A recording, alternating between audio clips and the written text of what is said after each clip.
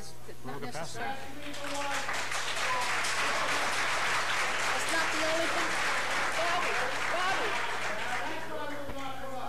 I will stop the whole meeting, any applause, right like this, and I will stop the whole meeting, have that person that's brought it up. Mr. Chairman. Bobby, that's not the only item on the agenda.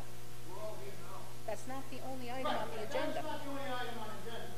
What will happen is we're going to try and quickly go through the regular agenda on the items we have from last week. And we will, that's why we're going to try and do this as speedily as we can. And that's why we're putting it at 8:30, because that will run late. So that everybody can be ready. Yes, sir. We have a meeting just for the gun range. That's what we're going to do at 8:30. Oh, jeez. Please go on. That's what I told my son. All these people have been notified at this time, and they have done just what the other gentleman said, that babysitters and everybody else come in, so that they can hear this application, so they have informed decision, and have a good knowledge about the law. Change is very difficult thing for them to do. The sooner we get started, the sooner. Okay. So at this time here, in case anybody has not been in front of the council zoning board of review, we will vote on the application, not vote, but ratify the application last month. And then we will do the other application. And we will not vote, we will not hear the gun range until 8:30 tonight. Thank you all for coming. I still want to know it's an open meeting. Everybody's welcome to come. Mr. Moderator, Yes. point of order. We're well beyond the capacity of this room, which is why we want to do two different meetings or two different times. The fire marshal was notified he's on his way, and unfortunately, the people that are standing are going to have to either go out into the hallway, but you can't stand in the hallway. He's going to make that determination. There's a white card on the back of that wall right there that says the capacity of this room, and it's based around the number of seats that are in here. So if people are sitting, you're golden. If you're not, they're probably going to ask you to leave. I'm just giving you the heads up, so when the marshal gets here, you don't get upset. My thing is, I'm a taxpayer. I pay taxes. You're paying taxes doesn't give you the right to supersede the fire code, ma'am. That's the problem.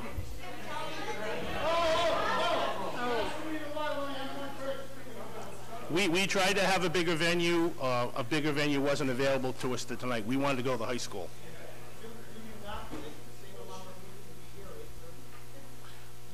We're hoping some of you people will leave because of the first. Hang on. Don't hinge on what I said. We're hoping some people are sitting in the audience that are here to hear some of the other things that are on our agenda tonight. The shooting range is the last. Listen, you people don't. We don't do it now. We do it in order. That's not how we run, sir. All right, again, I will express. This young lady has her hand up. She's doing it correctly. Yes, ma'am. If you know the meeting's at 8:30, and I can do it on a live stream, such as at the high school or an auditorium where we go. We may have people. We're trying to address what people were here, like I said earlier, that made special time to come out at this particular day. Yes, ma'am. If you are here for the gun range, can you please raise your hand? Bobby. Pretty much answers that question. Another night at a bigger place. Tell the town to get a bigger place and just do it on another night. Should ask him if he's in favor. Talk to Brian. Talk to Brian. So what I'm hearing is you'd rather have this at a bigger place. No. This is where I'm getting caught. Yes, sir. We would really like to have this meeting tonight, all the abutters and us, the people that are affected by this most would really like to have this meeting tonight. We're ready to have this meeting tonight. So would we. We're not trying to get out of it. Yes, sir.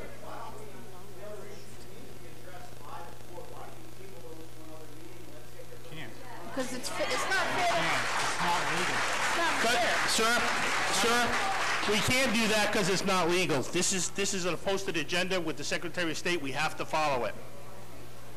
But I'm going to tell you, we can breeze through this pretty fast.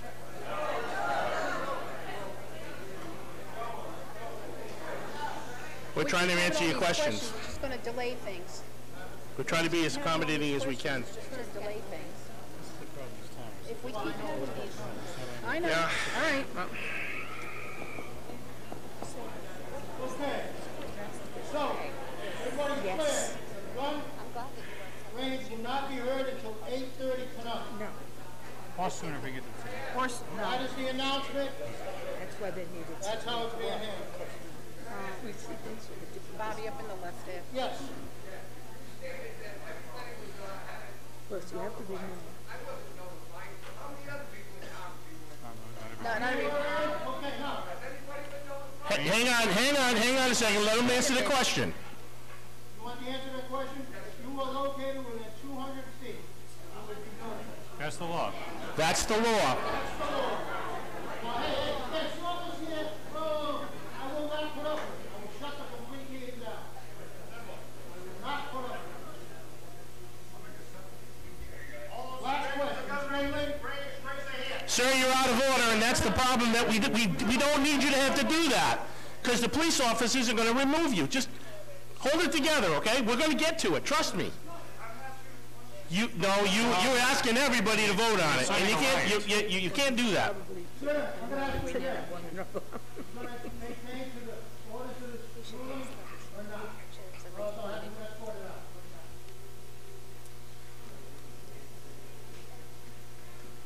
Do you understand?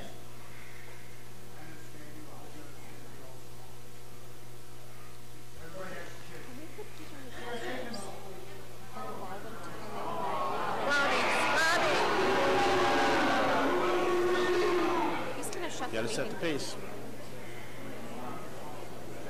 Hey, He's Bob. gonna say it's right. Bob. You guys aren't gonna stop the whole meeting.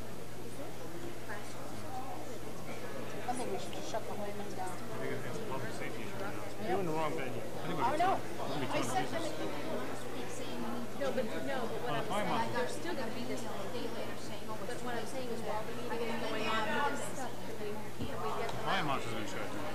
Yes. You don't realize all these questions and answers are going to just drag it out long. 8:30.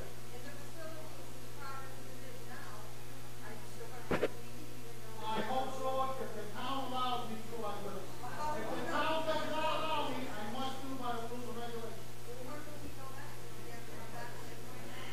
It's almost 7:30. And then I'm going to know. Yes, ma'am. Hi, I'm confused because when the school committee has meetings and they want to have their school committee budget, and they know that the venue is not large enough, they move to the Coventry High School. I've been to several meetings. Wasn't available. I agree with you. I'm not done speaking, sorry. Why is this room that, The high school was not available tonight. so why, as a town council has voted members in, was this meeting not rescheduled so that every one of us could have a voice This isn't town council. here? I understand correct. We requested it. And told we could not use it. So there are other days available, I'm not done. They don't want this. There are plenty of other days available, and there are plenty of us that live within 200 feet of the range that would be more than willing to do that. It is not fair that these people do not have a seat.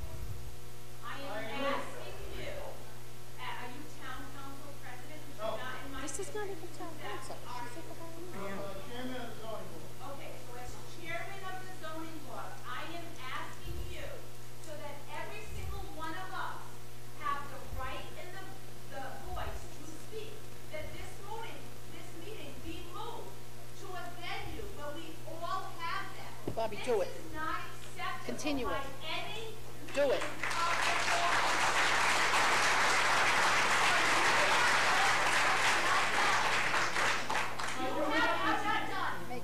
Russell, make a motion to continue the gun range application to another time. in this room is to end this meeting and reschedule it to a. Nobody wants it. They don't want it I am not done speaking. She got care. She's done. Bobby, she can't take on a meeting. I have no idea. People in this room. Ma'am, do you have a question? Do you have a question? Then ask the question, because you can be removed too. Then get to the question. Excuse me, Mr. Chairman, the marshal's here. Ma'am, could you hold on for a second? The fire marshal's here. I know, I'm asking you to stop for a second. Go right ahead, Marshal.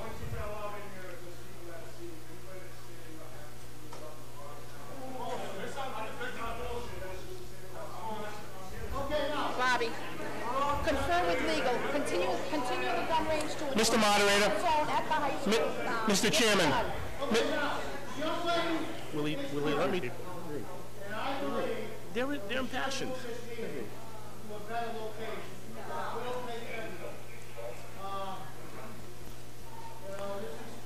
Mr. It's very important that everybody gets to speak. I, myself, present this to the board tonight, that we will vote on a continuance, yes or no, to move this to a larger location and a different posted date. All right, this time here. The other items will be heard. The other items will be heard. Oh, Jesus.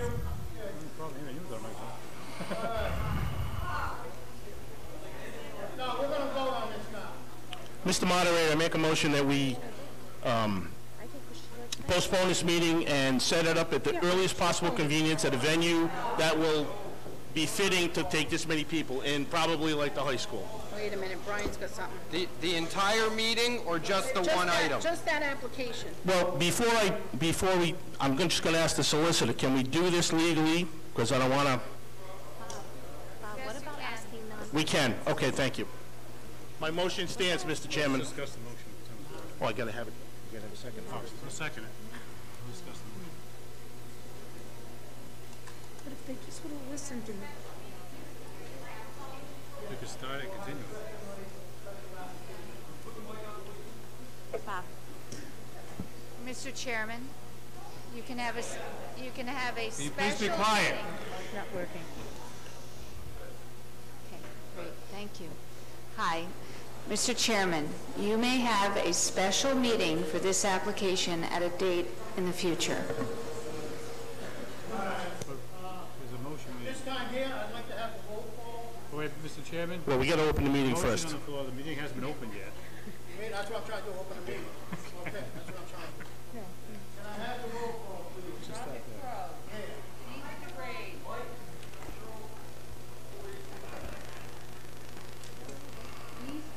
Here. Jean Costello. Present. Virginia Susi is excused. Irene Drew. Here. John D'Onofrio. Here. Russell Lackaway. Present.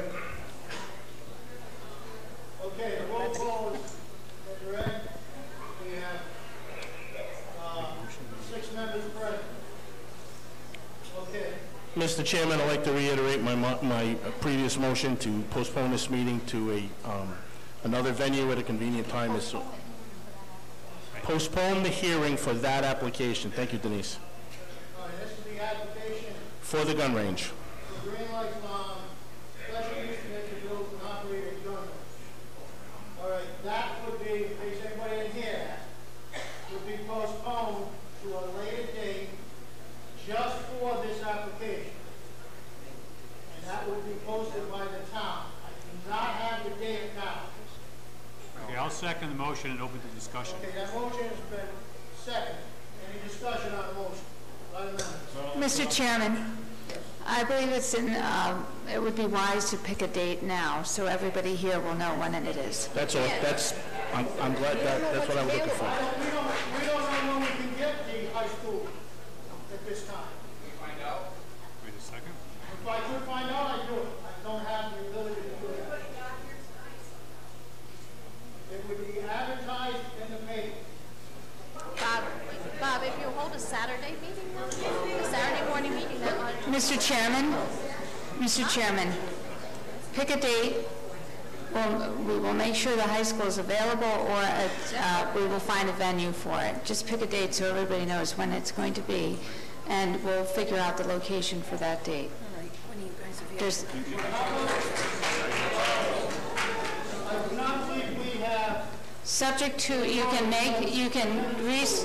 I know what his schedule is in the auditorium. you can make it subject to an appropriate venue being available. Okay? No. No, that's gonna put us on our agenda. I mean, we've already put wind energy off for 2 months. Why don't we have a special meeting? Can we get the high school on a Saturday afternoon? You work Saturdays. You work Saturdays. What's wrong with next Wednesday night? 13th? Does that work for you? Yeah, next Wednesday. We have to, then have to have a notification, yeah, I need 24-hour notification. Yeah. It's a special meeting. 13th or the 20th, I don't care. Whatever, it's a Wednesday. Or the 20th, which is another Wednesday, whatever they have available.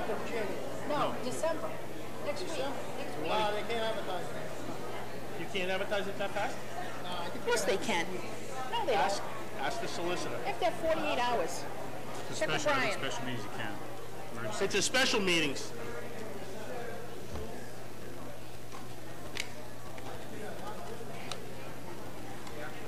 Why don't we just make our regular meeting next month and don't put anything else on the agenda? Close the agenda on this. Wind energy's already continued to next month. January. According to policy, they're going to put argument. Yeah, but they're allowed to have a meeting within a reasonable amount of time. No, reasonable for what? It is reasonable. You can't do anything about it. 13th works for me, I'm good 13th and 20th. or the 20th. It's getting close to Christmas. I know, but We're done Christmas shopping. Can you guys make 6 o'clock? yeah. There's a Wednesday I can So if we make it Wednesday at 6, The 13th? the 13th. at Bobby's house. Oh, at the lounge up in the diner. We're going to the Dunkin' Gillette. Donuts. Gillette Stadium. There you go. All right, Christmas shows and shit like that going on at the high school? Doesn't Kathy Padlow know? No, she's on the school committee. They are all on the school committee.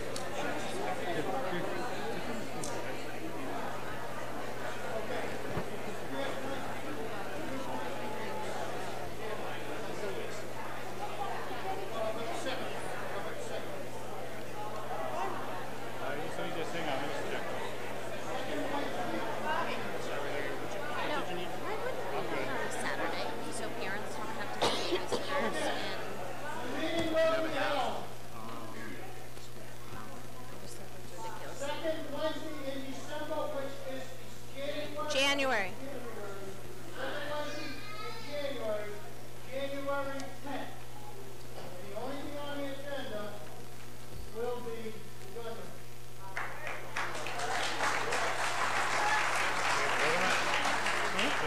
range. Yeah. Okay, that is the decision. Yes. Go ahead. Yeah. No, everything goes to the board. No. Bob, you got to talk to him.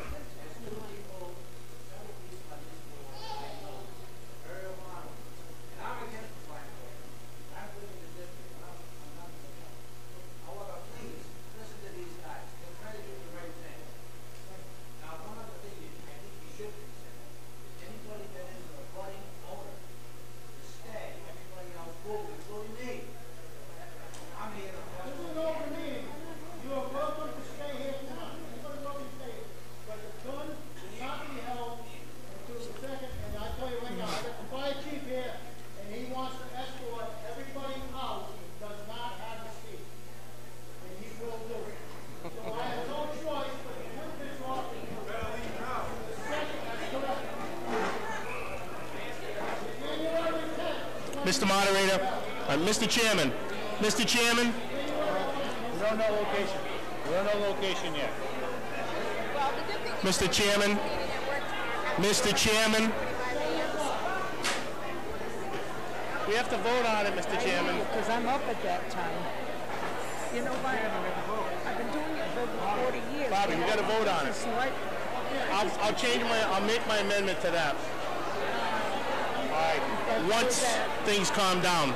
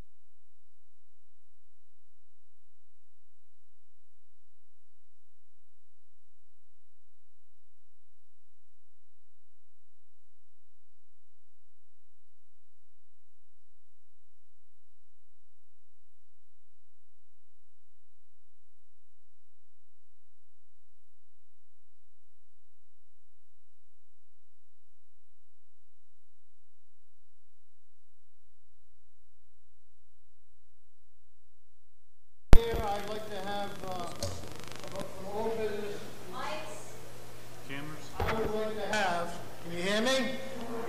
Test. I would like to have the ratifications of the old business. The applicant is Mario Napoliani. Assessors plot map 80, lot 13, zone R20. This is the ratified decision approving a variance to road frontage and lot area. Mr. Chairman, I make a motion, we ratify that decision. Second motion? All right, motion is made and seconded. All those in favor say aye. Aye. Nays? Ayes have it. Application of Joshua Carrera, 580 Sisson Road. Assessors plot map 321, lot 32, zoned RR5. Ratify a decision to deny an application for the special use permit to operate a dog kennel. Do I have a motion to ratify? So moved. Motion's made and Second. seconded. All those in favor say aye. Aye. Nays? Ayes have it. Next application is Stephen and Mary Walsh, 42 Raymond's Point. Do I have a ratification to approve a special use permit to demolish the existing non-conforming structure and build a 3-bedroom unit? So moved. Second? Motion's made and seconded. All those in favor say aye. Aye. Nays?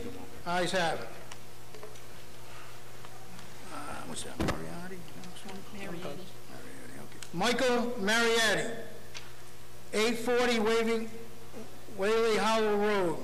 Assessors plot map 311, lot 32, zone RR3. Ratified decision to approve a dimensional variance to construct a detached garage 30 feet in height where 19 feet are allowed. Do I have a motion on that? So moved. Motion is made by John, Second. seconded by Russ. All those in favor say aye. Aye. Nays? Ayes have it. Final application.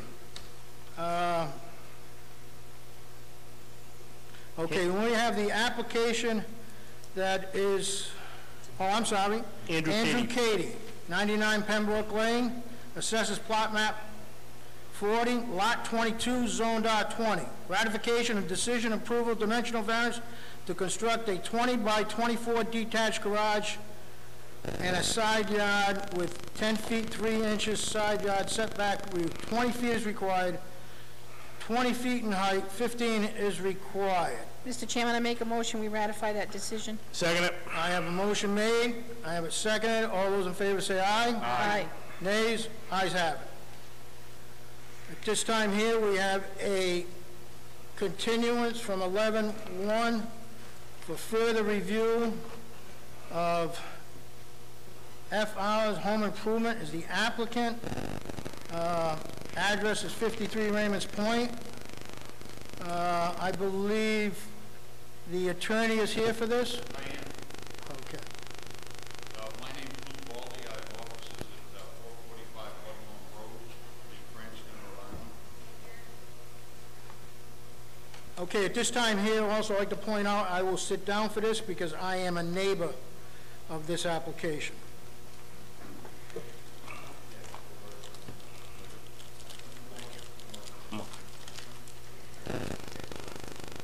Good job, Bob.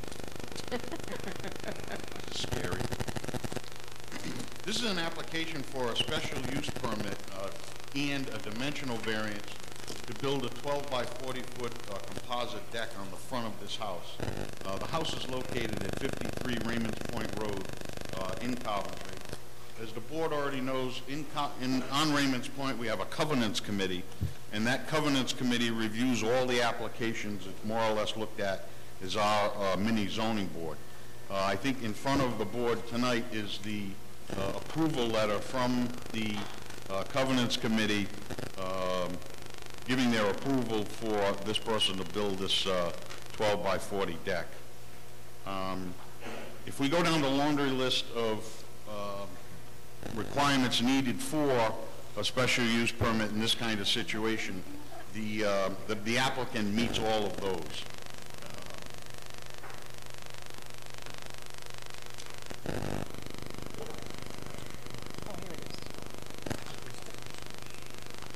This is strictly a summer residence. It's not.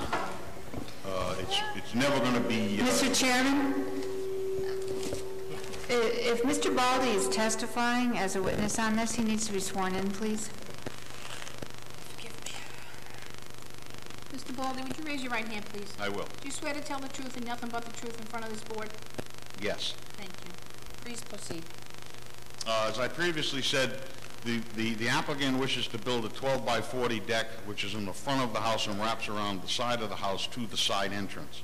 The deck is going to be a composite deck, and he needs the special use permit to allow the construction of the deck, but he also needs a dimensional variance because the town of Coventry feels that the lake bed is where the setback has to be measured from the lake to the home and the deck. And I think he needs about a 23-foot, the rear setback should be 90 feet, but I think he needs 23 to 25 foot worth of dimensional variance in order to construct the deck.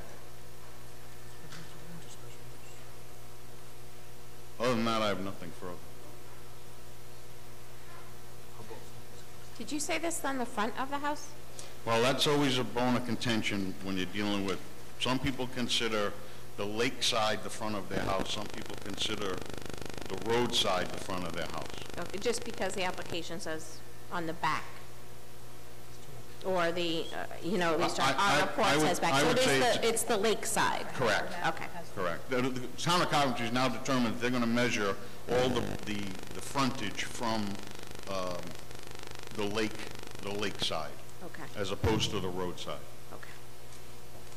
Okay, it's my understanding that you need a special use permit because it's non-conforming? Correct. Okay. All the property, Raymond's Point is sort of a unique property in the town of Coventry. None of the properties down there, I would say with the exception of maybe 3 out of the 50 houses, would conform to any type of zoning down there, whether it be dimensional or special use permit. It is residential, it remains residential, and it remains a summer property as opposed to a year-round property. So can you review the footprint of the change being proposed? Is it enlarging the existing footprint or keeping it? It's not enlarging the footprint so far as the dwelling's concerned. It's enlarging the footprint where the deck is going to extend out from the house and then towards the lake side. And this isn't a frivolity, that the reason he wants to do this. It's more or less a necessity, because if you went down and looked at the property, they walk right out into the front yard. What he needs is, he needs a separation between that to keep people off the lawn. So I'm thinking that's why he's building this. So his deck is going to end up being 40 feet from the water? The edge of the deck will be 40 feet to the water? I think the planner has that. I think he's going to be 45 feet. No, the edge of his deck is going to be 23 to 25 feet from the water. All right, that's, okay, and this is an old rendition that I have? The existing house is like 35 feet from the water. He's adding on a 10-foot deck. All right, this is not correct then, okay. A 10 or a 12-foot deck. 12 so foot. that would leave 23 to 25 feet to the water. Okay. Okay. Are there any DEM issues with that? No. No, he didn't, there wasn't any permit needed because it's basically a temporary structure. Okay. It's attached to the house, but it's on posts. Right. It doesn't have its own foundation. Okay. This house is not really close to the, their house is not really closer to that. Yeah. Irene or Jean, do you have any other questions? I just wonder, are there other homes in that plat that kind of have the same thing where their deck is closer to the water? And I live there. I can see that house from my house. My house is closer to the water than his house is. Than his house. Oh, all of them. I mean, most of them are right on the water. Okay. I would say half. Some of them are 10, 15 feet from the water. Okay. So it's not, it's compatible with what's down there. It doesn't look garish, it doesn't look out of the ordinary. It fits Is in. the deck gonna block anyone's view No, or obstruct? It's no. not gonna, there's gonna be no obstruction? No, none. And the other thing is with the Covenants Committee speaks to the neighbors. Okay. So if the neighbors had a problem with it, then they would refine it so that you take in the neighbors' concerns. Okay. I think you can see my house too.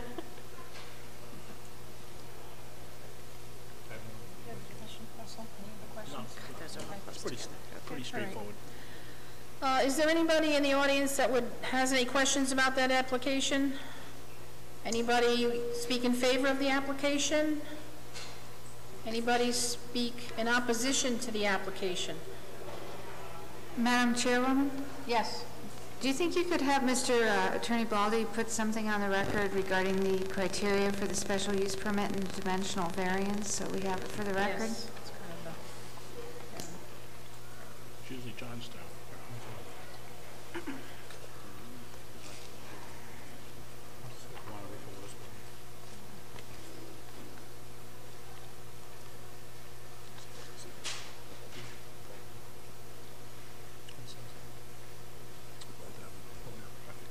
Mr. Baldy? Under a special use permit, what's needed is safe ingress and egress relative to vehicles. There's plenty of parking there. Ability of off-street parking, we have that.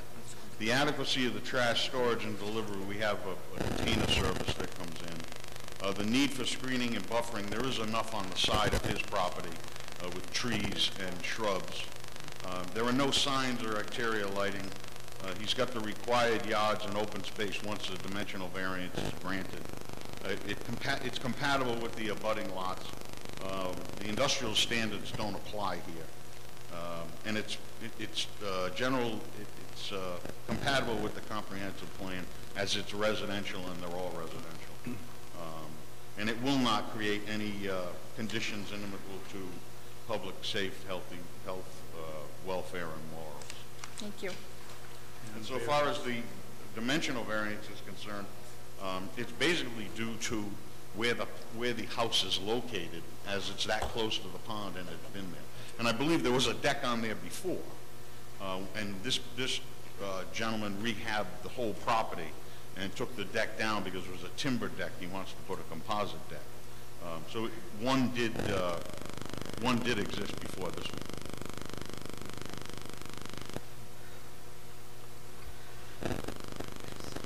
Vote tonight? Yeah, go ahead. Madam Chairman, I make a motion that we vote on this tonight. I'll second that.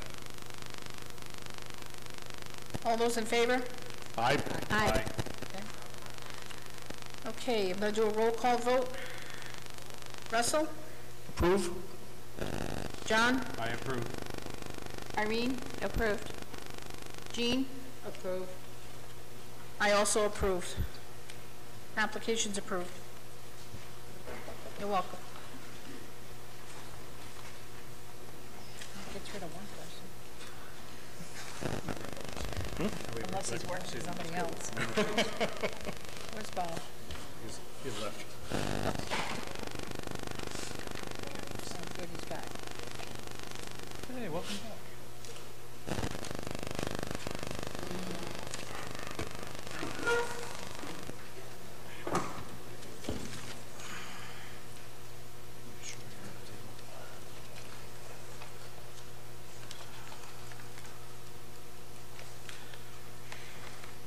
Okay, the next application, Cornerstone Adult Services. Can I have the secretary please read the application?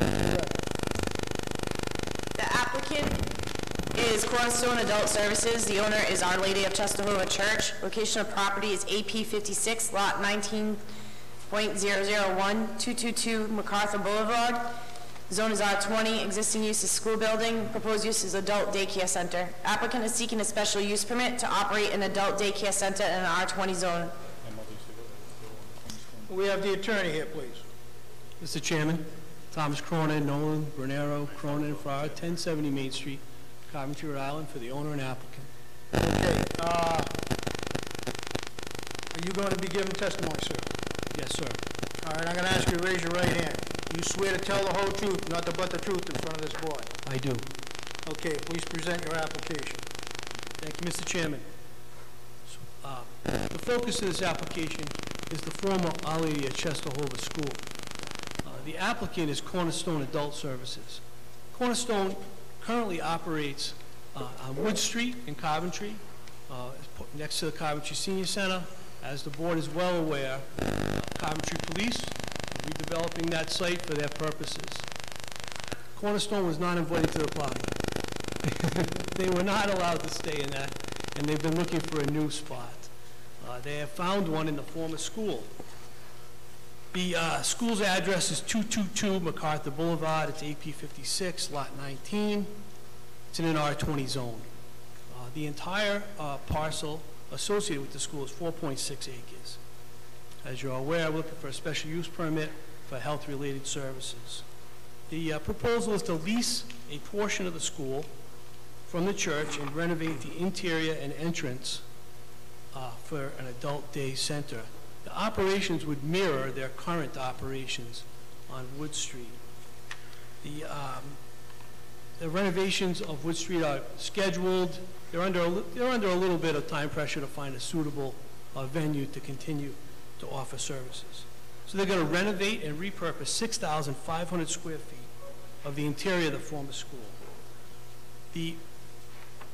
To be blunt, the end away from the gym, right? That's that's without getting too fancy, right? The end away from the gym, or furthest from 117. The services that they provide to seniors and adults with disabilities, including nursing services, personal care, nutritional assistance, recreation, and exercise. The hours of operation remains consistent with what they currently are, approximately 7:30 to 4:30. None of those services are residential. No one stays overnight. This is a day service. There are currently 38 participants at Wood Street. We can accommodate a maximum of 50 in the proposed plan. The staff levels vary, but always consist of a program director, a nurse, CNAs, and some aides on the premises. As we noted, the existing school building will be used, and the structure of the building will not change. You'll enter MacArthur Boulevard off of Route 117, proceed to the far end of the building. There'll be a drop-off there. Most of the folks, the clients that attend these day services come by special bus, ride-type facilities. But, a good chunk, also get dropped off by daycare providers, their own family, or somebody gives them a lift over there. So the traffic will be throughout the morning and then throughout the evening, but not substantial. The parking will be behind the school for the staff. It's already there. The facilities for pickup of trash and things like that are already in existence and are not going to be changed in this proposal. There will be a sign, but the sign will be well within the zoning limits. If you drive by their facility now, you see they have a wooden sign out in front of Wood Street. It'd be very similar to that. Nothing backlit, neon, any of the things that we have expressed concern about, with regard to signs over the years. The proposed use is congruent with its historical use. Originally a school, it's been used for a few other purposes since then, but the hours of operation are about the same. The physical plant will not change. Pickup times and drop-off times will be about the same. There aren't any really noise, lighting concerns or anything like that. Certainly would not affect the health and welfare of anyone who's living in that area. So that's the basic plan. The interior of the building, some of the classrooms would be widened or things like that, but the basic plant is going to stay the same inside as well, just be repurposed. There is a kitchen in there that the church maintains. They'll have access to that kitchen, but it'll also be shared by the church. We don't want to interfere with any festivals. So that's our proposal. If there's any questions, I have the folks from St. Elizabeth's who run Cornerstone, as well as some folks from the parish here with me tonight to address any of your concerns. How long has Cornerstone operated at Wood Street? Approximately 22 years, Mr. Chairman. So they've been operating at 23 years, and now the traffic is only created by not the people that come in, or is it just not residents, but workers? Well, there are at any given time approximately 8 workers, maybe a few more, a few less.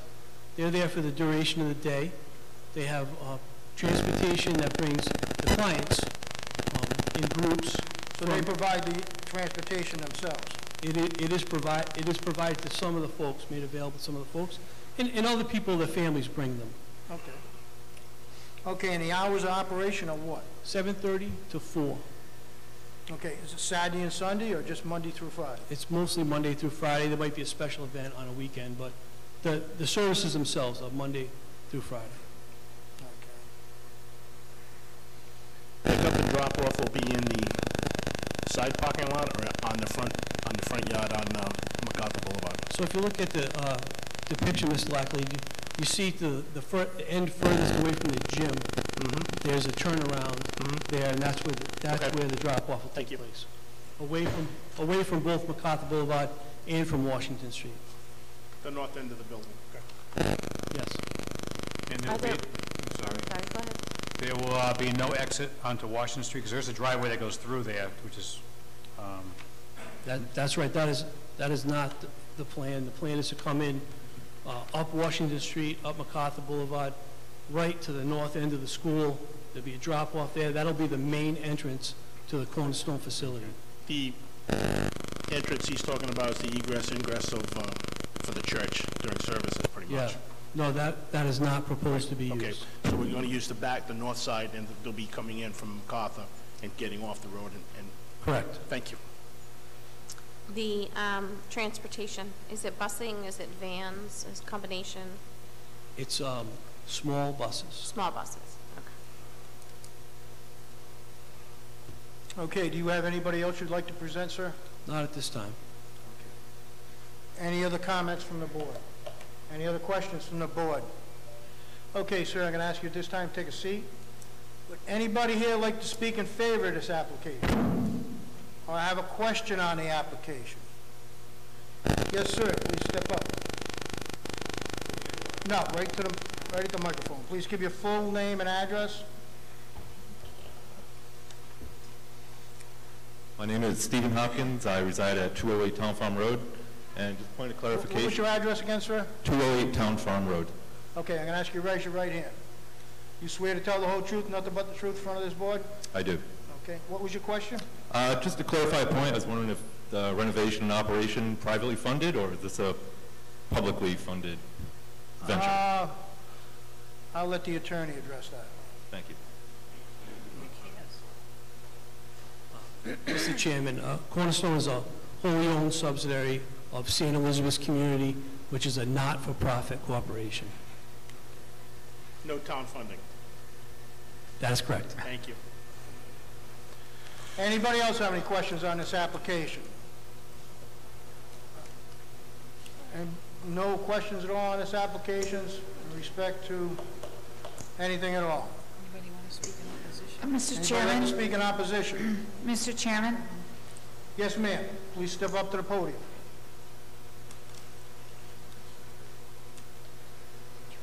I'm going to ask you to give your full name and address. Joyce Kaczynski, 201 MacArthur Boulevard. Please raise your right hand. You swear to tell the whole truth, nothing but the truth in front of this board? I do. Thank you. I'm sorry, can you please spell your last name for the record, please? Kaczynski. And you said 201 MacArthur? 201. Thank you. Directly across the street from the entrance. I want to start by saying that my husband and I do not oppose to the Cornerstone Day Service being there. We are here today for safety reasons. That is what we oppose to, where the planned entrance is. Again, I live directly across the proposed entrance.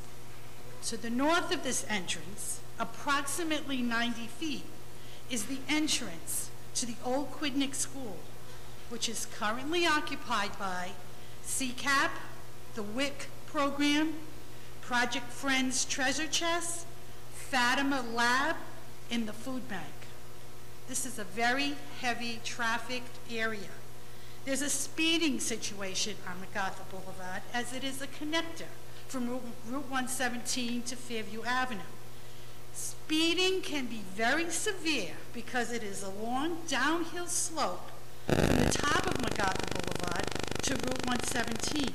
It's about a quarter mile or longer where folks don't even think about hitting the brakes till they get to 117. It's going to fly right by all of this. Now we will have the additional traffic from, and I get different figures than Mr. Cronin presented. I personally went and visited the Cornerstone Day Center on Wood Street, where they told me currently they have 50 clients, and they anticipate to increase this to 60. They told me the drop-off time is from 7 a.m., not 7:30, not any big deal, but drop-off time is from 7 to 1, and their release hours are up to 4:30. So that's like all day. That's like all day. We would like to, my husband and I would like to invite the board to our home to observe this highly trafficked area in this safety situation. Why can't the entrance be in the back of the school where there is an already established parking lot, and this would eliminate two entrances in public buildings from being approximately 90 feet apart. Finally, in reviewing your plans, in seeing the reconfiguration of the new circular driveway, I hope they realize where the north side boundary is. It is not the fieldstone wall. I'm done. Okay. Thank you. Okay. Mr. Cronin, I'm going to ask you to please step back up. You heard the concerns of your neighbor across the street. The driveway you have now is an existing curb cut coming in, correct? That's correct. It's a former entrance to the school. And what was that used for, that curb cut? Well, since there was use for the school, and since then there have been other tenants in the building, but that is the entrance that has been used. The property of the school does not have deeded access to Route 117 through the church parking lot, for lack of a better term. As the citizen suggested, we have to provide a proposal to the board that allows for public access to a public street. In fact, this particular application requires that the health-related facility be on a through street, near a state highway, access to a state highway. So understandably, MacArthur Boulevard and Washington Street are both busy streets, but that's actually one of the things that the town zoning code is actually looking for in this situation. They want it to be not in a remote area. They want it to be in a heavily traveled area. I don't think that we would add significantly to the traffic in the area, given the proposals. The speeding issue is not something that I can address myself. The clients of Cornerstone, for the most part, don't operate vehicles. So they're not really a direct correlation between the two subjects. And I would, I'm not sure who the spokesperson spoke to, but the license for Cornerstone is for a maximum of 50 clients. So on average, they have 38 a day right now. Their license is for a maximum of 50, as I mentioned earlier. Thank you. Does any board members have any further questions? Would we like to have this application, well, I think I'm going to go to the administration. Brian, have you reviewed the entrance on this, and what is your opinion on it? Well, I have not been to the site to physically look at how everything is laid out. The comments in the staff report are limited to the extent that the use that has been applied for physical therapy and health-related services is only allowed in the R20 zone if it is located on an arterial road. I would consider 117 to be an arterial road.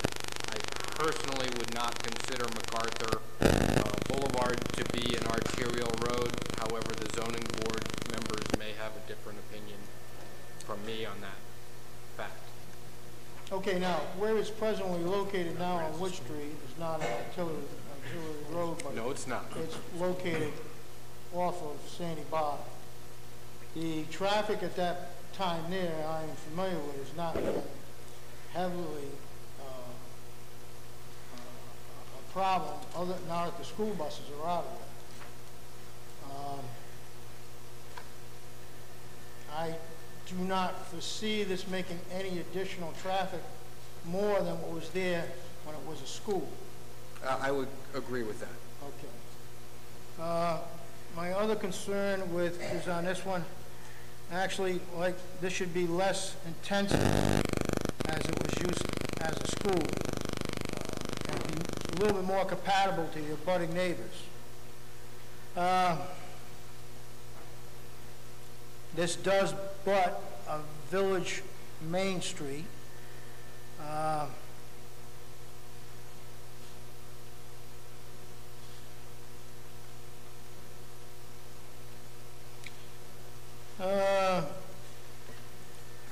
The trash, is that handled by privately or is that handled by the town? Mr. Cronin would be better suited to answer that question than I would.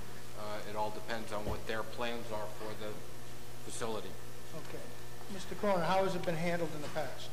The proposed lease would join the facilities waste with the churches in a shared dumpster, privately hauled. Oh, so it's privately taken care of? It's not a burden on the town? It'll be privately hauled. Okay. So the egress is what's existing. It's just going to be changed around with the drop-off zone. Am I correct? Correct. Okay.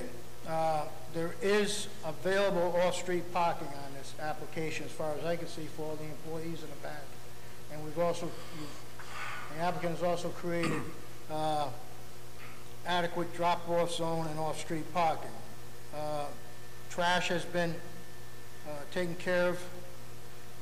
Utilities, there's going to be no change in utilities, I understand, in this application? No. Okay. Need screening and buffering, there'll be no change in that in this application? None is proposed. Signs was addressed by the application. They're going to have another approved sign by the town standards? Okay. Required yard and open space, there'll be no change in that as existing. The compatibility should be less intense than previously used by the school. Compliance with industrial performance, I don't believe that's NA, non-applicable. General compatibility with a comprehensive plan. This area has been historically used as a school and abuts Village Main Street, commercial district.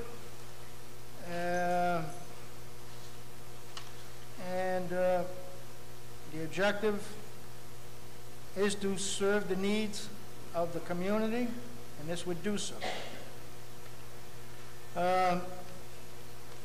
If this application was granted, would it create conditions be compatible to the public safety and welfare of the community?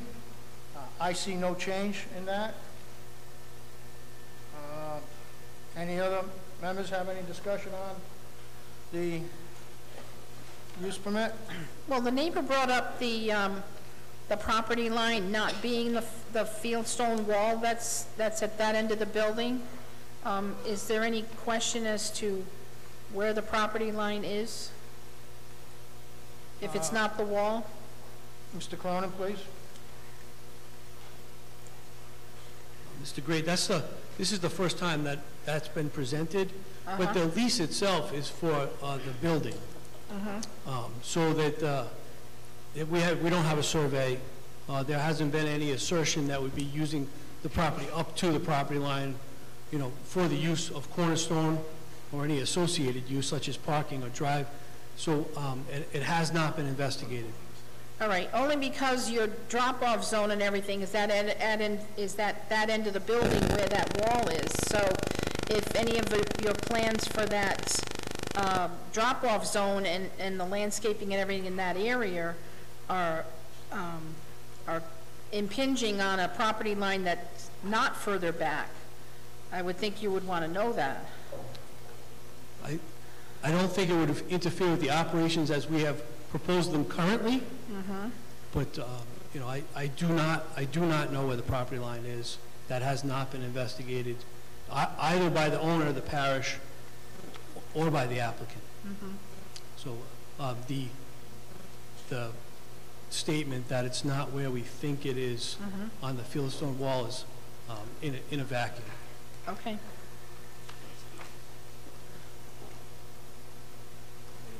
Mr. Chairman, Yes. I'll move that we vote on this tonight. I have a motion on the floor. I'll second that. That we vote tonight. I have it seconded. Any discussion by the board? I have a question for the neighbor. Okay. Mrs. Kaczynski? Yeah, Please come up to the please. podium.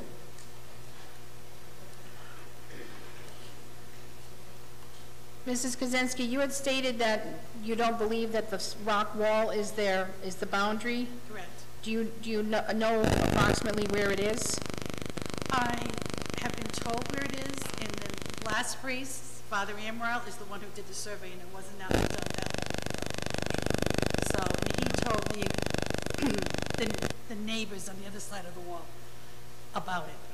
He So told the neighbors? The church had it done, is what Right. I was told. Okay, And there was a dispute about trees over the pool. okay. And a neighborly thing was to ask the church to take them down or trim them or something. And they said, basically, fast forwarding to the end, they said that the church did not own the fieldstone wall or those trees. Okay. That's your hearsay. Well, Well, it's from the owner. It's from the owner. of the neighboring property? Yes. Okay, do you know about how long that Father Amaral had it surveyed? I don't know. I'm going to say that this information was relayed to us maybe a year and a half ago. So you think it may have been done about that time? I believe so, or just prior to it, or, for all I know, Madam Chairman, it could have been done and no one did anything about it until someone questioned, Okay. you know, the trees. Okay, all right. But, and I mention it because the new configuration of the driveway, if it continues to be at that entrance, they're bringing that driveway, they're widening it, and they, you know, it's. Right, right, okay. All right, thank you. Well, yeah. Yeah. There has been, as you're aware, let's back up a step. As you're aware, I appeared last month at the meeting and informed this board that we were asking for a continuance because of some cost concerns of the project. One of the items concerns from the original driveway, that has been reduced and resubmitted as the current driveway. There'll be no change to the current driveway. Okay. There were some grandiose, you know, Las Vegas fountain kind of thoughts about that, about that circular drive, and you know, but those have been scaled back, and it'll be the current driveway just as it is today. So there will be no change to what's there now. That's correct. And I apologize for that confusion. We did ask for that continuance in order to scale back the plans a little bit, and that was probably item 1A on that list. Okay. I just wouldn't want to see you go through this whole thing and then have the people next door saying, you know, your driveway is now on my property, you know, so I just want to make that clear. Yep. Mrs. Kaczynski? Their original proposal was going to go wider than the current driveway, but it's been scaled back now to the same size that its driveway is now. So it's not going to be circular at all? Mr. Chairman, may I? Please. Should I say this? No, stay right there. See, I got one of those just this week. That was the change, and this is the change that was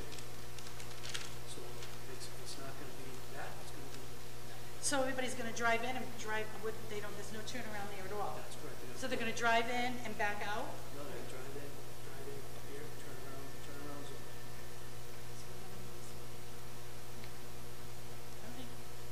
That explains that. Okay, thank you. Thank you. Thank you both. Okay, at this time here, I have a motion. We vote on this tonight. It's been seconded. Any further discussion on the board? Okay, I'll do a roll call vote. Russ, how do you vote on this? Approve. John? I approve. Denise? I approve. Chair approves. Jean? I approve. Application is approved as presented. Okay, for the record tonight, another adjustment on the agenda. I understand, and I can be corrected by the associates, that the offer 117, the solar farm has been withdrawn. Am I correct? That's correct. The special use permit application was withdrawn today. What's the title of the application? That is WED Coventry 7 LLC. Okay, so if anybody's here for that solar farm installation, that has been withdrawn. Yes, ma'am. I can't hear you.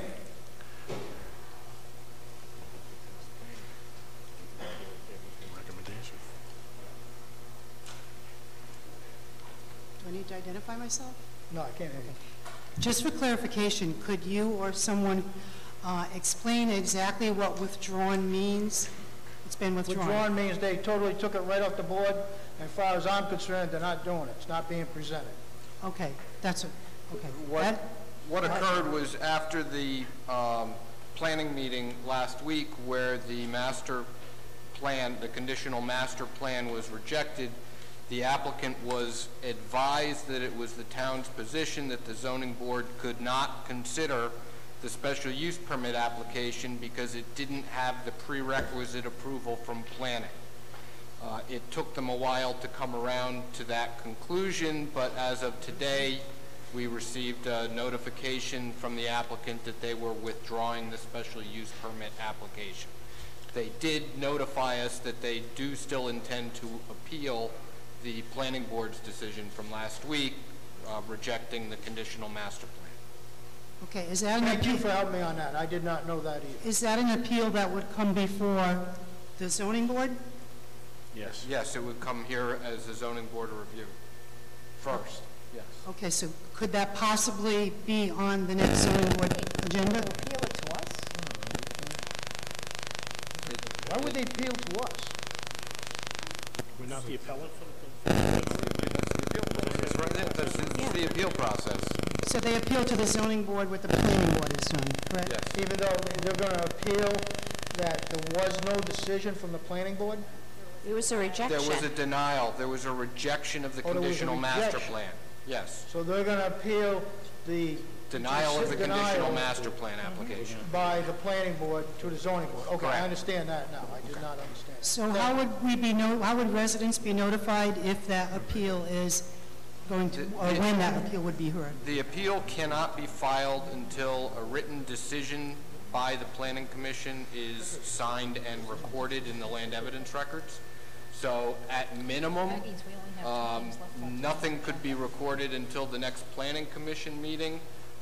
Realistically, because we heard that on a special planning meeting and there's a very short period of time, I would not expect to have a final written decision on that until the January planning commission meeting.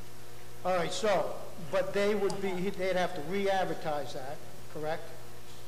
That'd have to be all re-advertised. It'll be advertised as part of their normal meeting agenda. Right, but each butter would get, within 200 feet, would get notice. No, because it's an appeal. No, they would not get notice of the recording of the decision. They wouldn't get notice of the appeal? They would, you're talking about two different things. Right. She was asking about the recording of the decision from the planning commission. But she also wants to know if she's going to be notified when the appeal happens, He'll be on the agenda.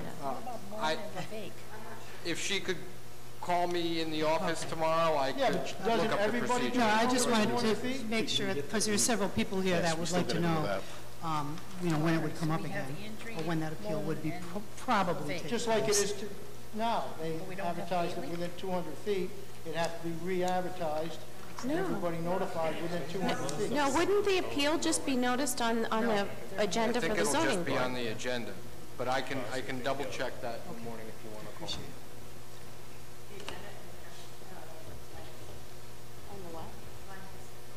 Oh, in the Kent Times. Okay, nobody reads the paper, but, okay, thank you. No, that does clarify. Thank you very much. I'm not clear on it. So you're going to advertise this when it's appealed? It'll go on a regular agenda, won't it? Yeah, go on a regular It's agenda. a public hearing. Public hearing, It will be advertised. and everybody within 200 feet will be notified. I am not sure on that. I do not believe that that's the case, but I will. Not on appeal. Not on Mr. the Chairman, I do not, it's all part of this, it's all part of the same application. So the notice that went on initially is still good, like the 200 feet of butters, when they made their initial application, this is all part of one application. Now it's just being appealed to another board. So there would be no renotice of the 200-foot abutters. It would just be advertised. So this is going to go in front of planning again? No, if they decide, what's going to happen is planning board's going to ratify the decision that they made. Correct. They're going to enter that decision on the record. It's going to be recorded in the land evidence records.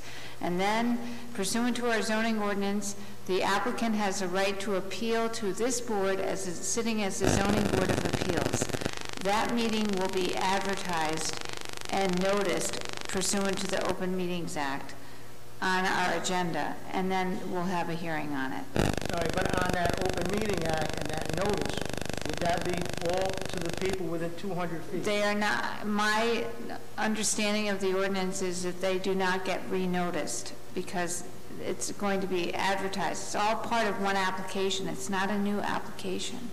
So the butters do not get notified of the 200 feet radius does not get notified. Okay, I hope that answered your question. Thank you. Mr. Chairman, if I might ask, is that agenda going to be posted with the Secretary of State's website? So, Yes. So that they could keep checking that just to make, okay. Okay. As I That way remember, everybody's got a chance of knowing.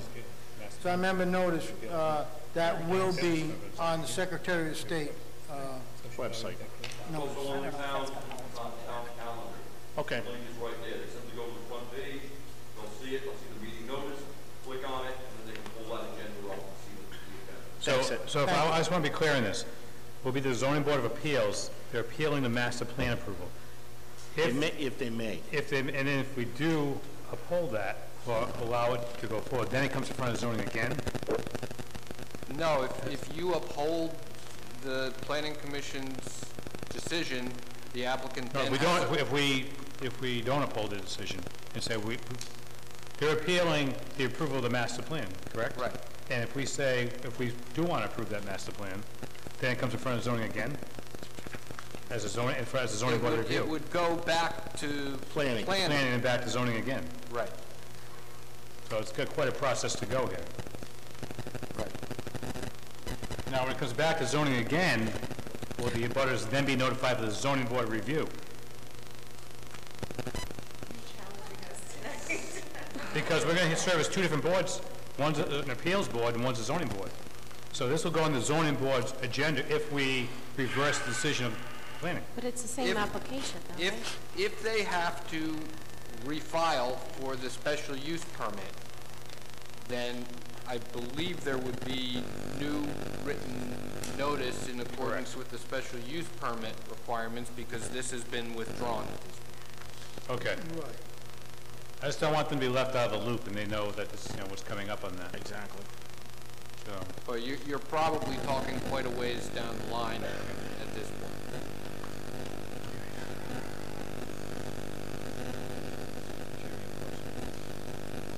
Yes, I have a question.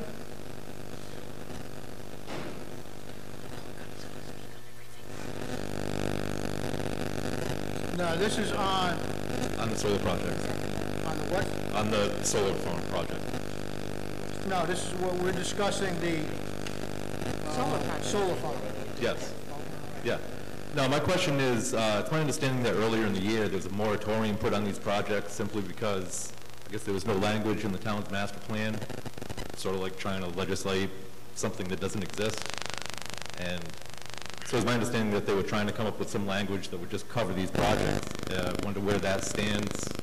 No idea. Does the town You'd have look to at that moratorium? at a further time to the town.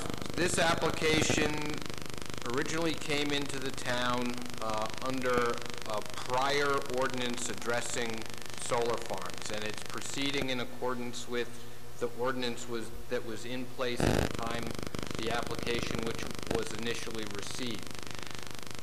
After that, the town created a moratorium and a new ordinance was drafted. That new ordinance went into effect in August, but it's not applicable to this project because the ordinance that applies is the one that was in effect when it was submitted to the town. I think I understand. Thank you. Brian, I have a question about that. So if it was withdrawn, is it now subject to the new ordinance? Because if it's withdrawn, they have to reapply, correct?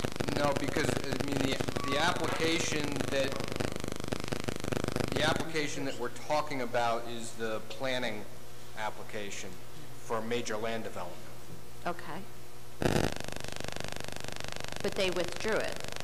They did not withdrew withdraw from the us. planning. The planning Oh, they application was withdrew from rejected. us. Okay. The special use permit application was withdrawn because they couldn't move forward with it because they have to have approval from planning first. Brian, would it be fair to say that they got themselves on the agenda assuming that they were going to get a favorable recommendation, and it was already in place when they didn't get it on the 29th, although they waited till the last minute to pull themselves off, but... That's correct. It's a very common practice for people looking to move directly from planning one week to zoning the next.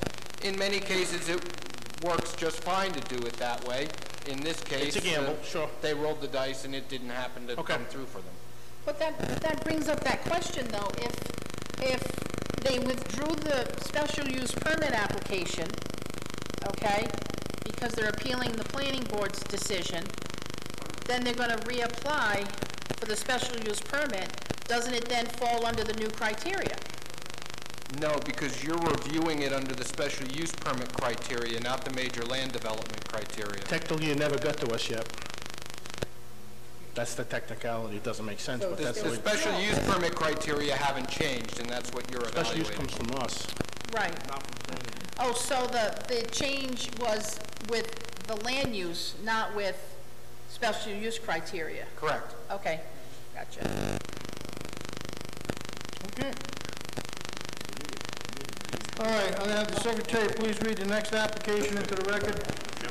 Next applicant is Mark Andrade, owners the same, location of property is AP 97, lot 19-2, Astor Lane. Zone is RR2, existing use is single-family residence, proposed use is same. Applicant is seeking a special use permit to construct a 55 by 26 addition. Okay, the attorney for this application is here. Mr. Chairman, Thomas Cronin. Nolan Barrero, Cronin, Farrar, 1070 Main Street, Coventry, Rhode Island. Are you going to give evidence, sir? Yes, sir. Please raise your right hand. You swear to tell the whole truth, nothing but the truth in front of this board? I do. I apologize, you've already done this. No apology necessary. So the applicant and the owner, Mark and Cindy Andre, 2 Astor Lane in Hope, Rhode Island, out off Hope Furnace Road, on the edge of town. It's an application for a special use permit for an accessory family dwelling. AP 97, lot 19 is a little over 4 acres, 4.02 acres, let's call it 4. It's zoned in an RR2 zone. Presently, there's a large colonial home on the property, 2 stories, approximately 3,500 square foot home, and a swimming pool, as you can see depicted. They propose to build a single-story addition to the existing home for living space for Mark Andre's mother. The addition is proposed to be approximately 55 by 26. You can see a depiction of it on the screen. Just over 1,400 square feet, including a one-car garage, about 900 square feet of living space. Has one bedroom, small kitchen, small bathroom, small everything. One design element, which is important for the board to recognize, is that there's a two-car garage depicted visually there. There's only one car garage. The other garage door is a faux garage door for design purposes, so it looks like a garage. Behind that is a storage room and a laundry room and a bathroom. You can see it depicted here. The opposite the bedroom. So it's a design element. It's to make it look like it fits with the surrounding home. But it's an important consideration for the board, and I'd just like to point it out early. The structure itself the proposed structure is connected to the existing structure by a connecting room, which connects the proposed structure to the garage of the existing structure. This project has been around the block a little bit. It was first brought to planning, zoning, and building in December of 2016. It had, at that time, some different design elements, and there was some conversation between the former planning and zoning staff and my clients about what that connecting room ought to look like. And then, kind of surprisingly, the state legislature passed an addition to the statute. So the general provisions statute of the zoning law allows certain uses by right, and they added in-law apartments to that list. The language says, notwithstanding any other provisions of this chapter, an accessory family dwelling unit in an owner-occupied single-family residence shall be permitted as a reasonable accommodation for family members with disabilities or who are 62 years of age or older. That's the first sentence. The qualifications that we'll go over as we go along. But this was a big change to what the planning and zoning staff was looking at, as well as what my clients were looking at. The former planning and zoning staff advised that the project was permitted by a new statute, provided the Androids stuck with the statute. And as a result of that, they were provided a form from the town, which they recorded in town hall, which is part of what's required to be recorded as part of the statute. It's called the Declaration of Accessory Family Dwelling Unit. They recorded it June 27, 2017 in town hall. After they recorded that, they moved down the list. They went to DEM, got a new septic approved for both the proposed use and the existing structure, and that has been completed on site. Came back in August of 2017 to get a building permit from the town, and when that was presented, the zoning staff didn't think that this project fit, and they refused to sign that building permit. And that is what brings us before this board tonight. They went for a permit when? August of 2017. Okay, so. And then they never got a permit? They did not get a building permit. They did not get a building permit? No, the zoning staff. But the foundation is there now, I understand? That's right. Once the building permit was not allowed, they applied for and did receive a foundation permit from the town at risk. So it's a separate permit, a more limited permit, allows you to build a foundation, driveway, that kind of thing, not the actual building. But is the individual advised when he gets a foundation permit that he may not receive a building permit for this structure?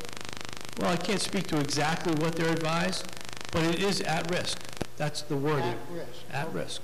At That's right. risk. All right, So that's the current so the individual circumstances. took out the building, didn't take out any permit. Took out a foundation permit. Foundation permit at risk. And he put the foundation in. And put a foundation. Did he put the septic system in? The septic system is in, that's right. DEM approved. So he knew he had a problem, but he still took it out at risk. Well, when he put the to be, Now, the owner of the is a property difference, right? is who? Mark Andre and Cindy Andre. And what is his age? What is his age? Mark, how old are you? 42. Okay, now, I understand, and I could be wrong, and I'll ask in order for that, it must be the owner of the property for that new law that passed. Must be 62. That is not how I read the statute, Mr. Crow. I read the statute that the beneficiary of the accessory dwelling unit of the in-law be over the age of 62 or disabled in some other way, and that this is an accommodation for either their age or their disability. And he has a disability. No, he's healthy as a horse. Principal of an elementary school. But his mother does. His mother is over the age of 62. That's right. Has a disability. No, just over the age of 62, which, as you can attest, is no disability. Brian, how do you read this?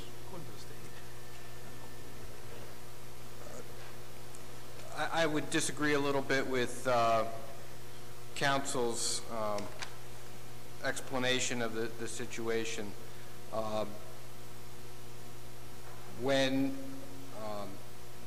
the first time I recall seeing this was, I believe, early in the summer. If this was seen in December of 2016, it was before I started here. The first time I saw plans for this proposal was when the building permit actually came before me. The state statute that allows in-law apartments by right very specifically says that the in-law apartment must maintain the single-family home feeling of the dwelling. At that point, I looked at the plans and said, this proposal is no longer maintaining a single-family home aspect. In fact, it is borderline becoming an accessory dwelling with this one little narrow connection. There's no structural connection between the two buildings. There's no expansion of the existing dwelling going on.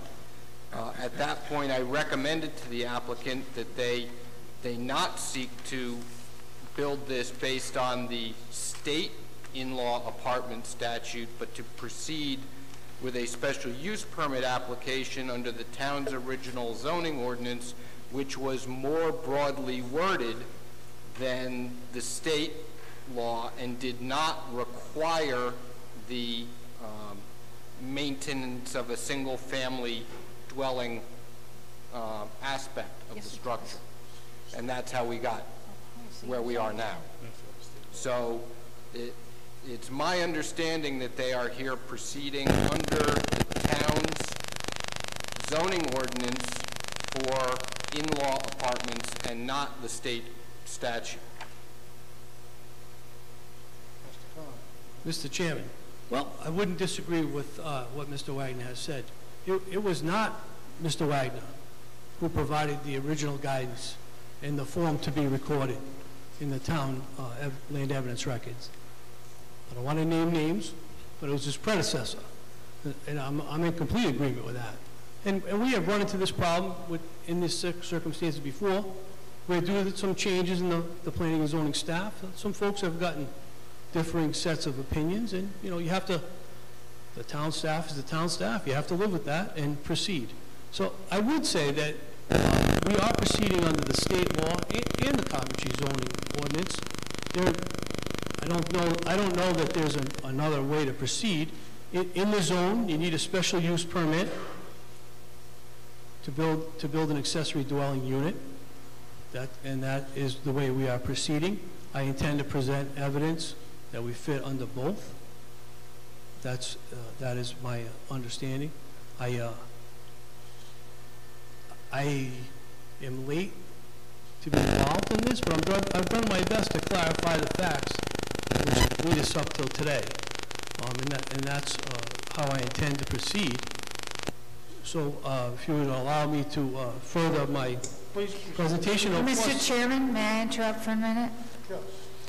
Mr. Cronin, are you doing an appeal from the decision of the zoning officer, or are you doing an application for a special use permit? There's different decision-making criteria for the two paths, and we need to know which one you are taking.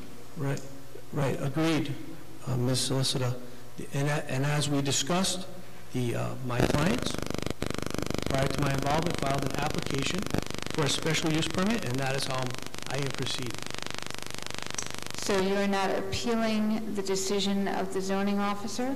Not at the present time. Okay, so the fact that, so you're not proceeding under the state law, because they denied you a use by right under the state law, correct? Maybe. There's actually no written, there's no decision. I have the building permit, he signed the building permit, I guess, thought about it some more and crossed off his name. Okay, so we're just hearing an application for a special use permit pursuant to the Coventry zoning ordinance, correct? That is my understanding. For an accessory family dwelling unit. That is right? correct. Section A2, not A3. A2. Okay. That is what has been filed Okay. before this board at the current time. Okay, thank you. Okay. Thank you. So, as I mentioned earlier, this has been around the block a little bit, and the depiction that Mr. Wagner put up is significantly different from what we started off with. As this board is aware, we must go to Coventry Planning before we come here for a recommendation. There was some confusion at Coventry Planning with regard to whether the ordinance applied, the state law applied, and in the end, they did not give us a recommendation, or didn't, no thumbs down or thumbs up. They passed the football to you. They gave us a neutral recommendation. But one item that they were cognizant of and worried about was that there was formerly a door in the connecting room between the principal residence and the proposed residence. And as you can see, we have taking their input and taking that door out in an attempt to ease the pressures. And so now it's a window in the connecting room, and the entrance to the proposed unit will be through the garage of the principal structure. So that's one of the items that has been modified as we've moved along in this process.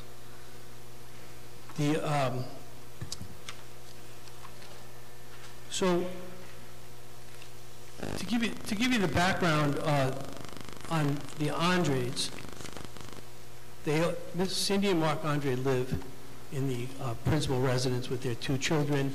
It's a 3-bedroom, 2-bath home. Mr. Andre's mother's recently widowed. She lives by herself. They're trying to bring her into the family situation there, and they're trying to do that by adding to their home as the addition applies.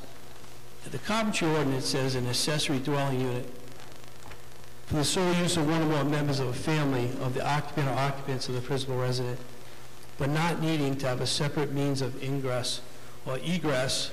And that was one of the items that the Coventry Planning Board brought up, and that is why we eliminated that door in the connecting room so that the egress and ingress be through the principal structure.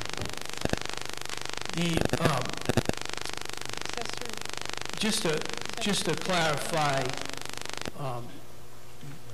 Mark Andre's mother is above the age of 62. She would be the sole occupant. There's no other occupant. They have filed this statement in the land evidence record that says not only is this an accessory dwelling, but that they understand that on the cease of use of the Mark Andre's mother, that it will revert to a single-family home, and no further rights to an in-law or accessory dwelling will be available to them. So they have, that has been not only their testimony, but that's been recorded in the land evidence records. So the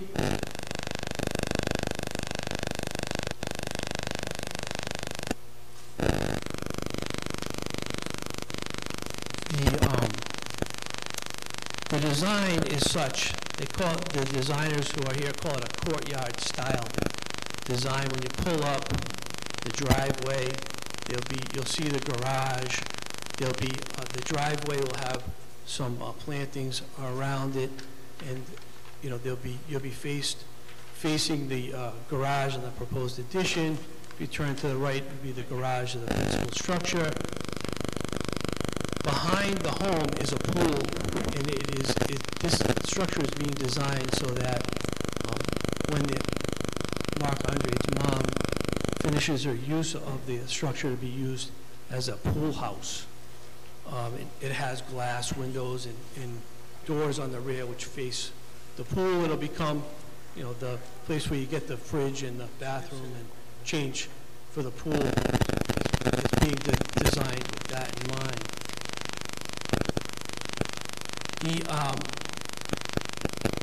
The design is to maintain the appearance of a single-family home. There's an internal means of passing from the addition to the existing structure through the connecting room.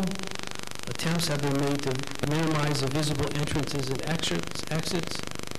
The addition has been sited behind and to the side of the existing structure, and so it appears visually subservient to the existing structure. The addition will use the same ingress and egress, so the driveway out to Astor Lane will be the same driveway, common driveway, no new cut on the road or anything like that. Be the same way in and out. There is adequate off-street parking. There'll be no increased exposure to light, noise, glare, or odor to any of the neighbors. The municipal services they receive will be the same for the existing structure, as well as the utilities will be the same for the existing structure. The set-offs to the property line are maintained. There's no screening or buffering required. Requirements as to lot area and lot coverage are met. The residential use is compatible with surrounding neighbors in the residential zone. There's no industrial, commercial, or business use proposed. And the addition will not create conditions which will have a negative impact on the health, traffic, safety, or community. Okay.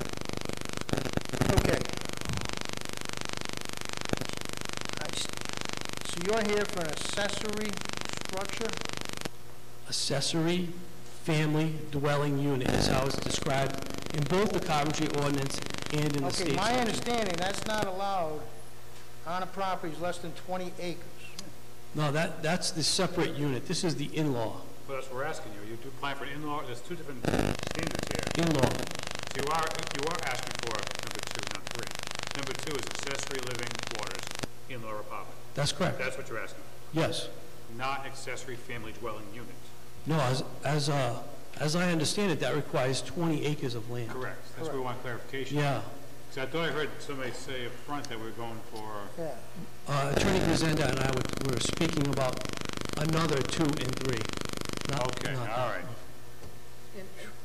Okay, now, what zone is this now? Is this a... This is RR2 currently, Mr. Chairman. It might be RR2, but isn't this a special, I noticed, it's a residential compound? Isn't this a residential compound? Mr. Chairman, this was designed and approved by planning and zoning as a residential compound. That is correct.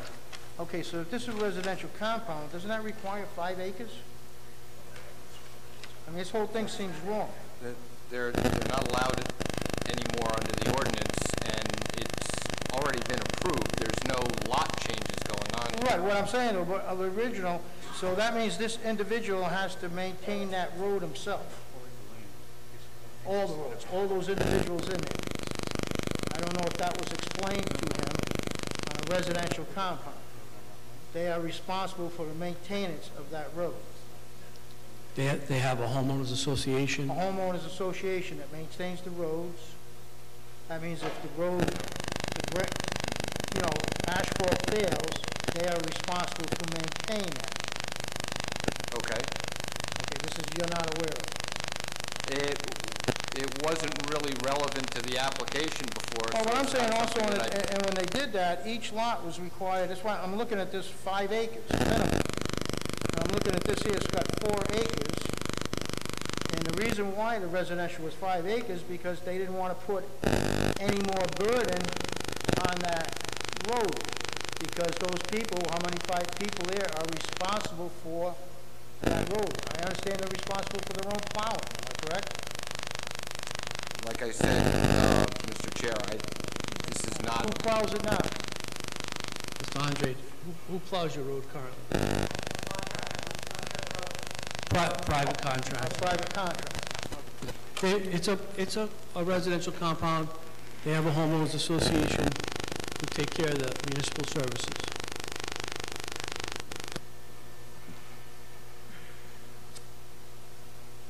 I think it changes the whole aspect of everything, the way this is presented to the town.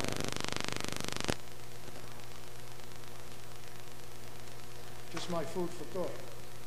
Mr. Chairman, if the board is so inclined, my clients would welcome a visit from the board, to take a look at their home and the proposed use. As you mentioned, you wouldn't need much of imagination as the foundation permit and foundation have been installed. I think that would provide useful information. Does a homeowner require approval from the association for this project? That's what I'm wondering. Once the declarant is no longer the majority in the homeowners association, no prior approval is required. So is that the case now? That is the case now, yes. So he has been in front of the homeowners association? He is not required, that's right. Oh, it's not required? It is not required currently. I'm going to disagree with your assessment that this plan is in keeping with maintaining the appearance of a single-family dwelling. It's not. It's a separate dwelling connected by basically a breezeway. Yeah, what's the square footage of this particular? Of the proposed use? Yes. Approximately 1,400 square feet, about 900 square feet of living space, and about 300 square feet in the single-car garage. It's approximately 1/3 of the existing home, proportionally. Well, didn't we have regulations for the size of in-law apartments also? No, we don't. There's nothing in the zoning ordinance that regulates the size of When in-law I got apartments. mine, there was. It must have changed. I live in an in-law apartment with my daughter. They allowed me a little extra square footage because I needed handicapped accessible doors. So it made the room a little bit bigger, but not to live in, to get through. I'm not aware of any size requirement in either the Coventry zoning ordinance or in the state law. There's no reference Well, to then it must have square changed footage or because proportionality. When I built mine, there was a square footage, I think it was 750 square feet. And I was allowed 850 because of the doors I had to put in. I'm just asking. We'll have to review that. Yeah, because I don't know if it's changed. Can I just ask a question about, Denise had brought up it looking like an accessory dwelling as opposed to one continuous. I look at that, there's not a second door, so to me it looks like a continuous residence, it's just a bigger residence. So is there like some kind of criteria we should be looking at that? The town requirement does not require maintaining the appearance of a single-family residence. Okay, That was part of the state statute. Okay. But that's the standard we've always worked with. But it's not relevant anymore, right? It is not part of the Coventry ordinance. It is not written into the Coventry ordinance. In fact, the Coventry ordinance is very minimal on what constitutes an in-law apartment. It's basically a definition, and that's it. The definition is quoted in your staff report. I believe Mr. Cronin has already read it to you as part of his presentation. That's correct. What I read is the entire ordinance. Can I step back a little bit? Let's talk about this plan and how it evolved as to how it is Sure. now. Why wasn't a plan drawn up that just connects to the house as an addition? It looks like there's some space next to the house where they could have just added on to the house, rather than making a whole new structure and connecting with the tunnel, basically. Honestly, it's architectural design. They were trying to make this courtyard style look. They were going for a certain architectural look. When you pulled up, you know, how it looked from the driveway, you know, approaching the home. You know, this is what they were shooting for, in addition to the one level aspect for the in-law. The original, you asked about the evolution, the original design had a literal breezeway, a literal breezeway, a covered roof, which connected the two. And, you know, as the process went on, they realized that that wasn't fitting with what they were trying to accomplish under the zoning act, and they made several revisions until we get to the one here, which does not have a visible means of ingress or egress, and helps to give that visual feel of a single-family home. So by removing that door, to open that, it looks like it's part of, I have a window instead of a door. Just trying to make it look like part of the original structure, basically, just with the lower. That's correct, yes.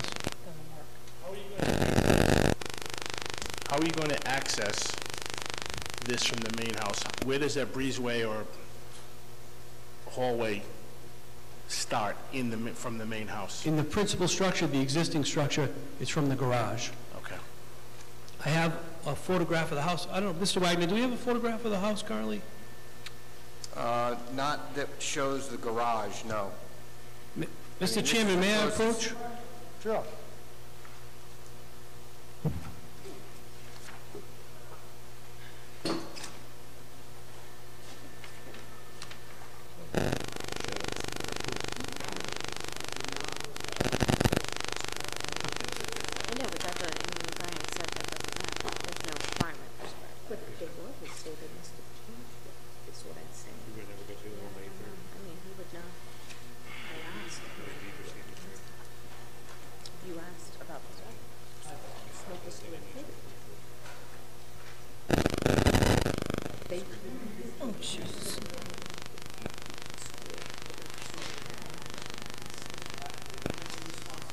Yeah, I'm not sure why that. They gave me 850 because I had my special orders.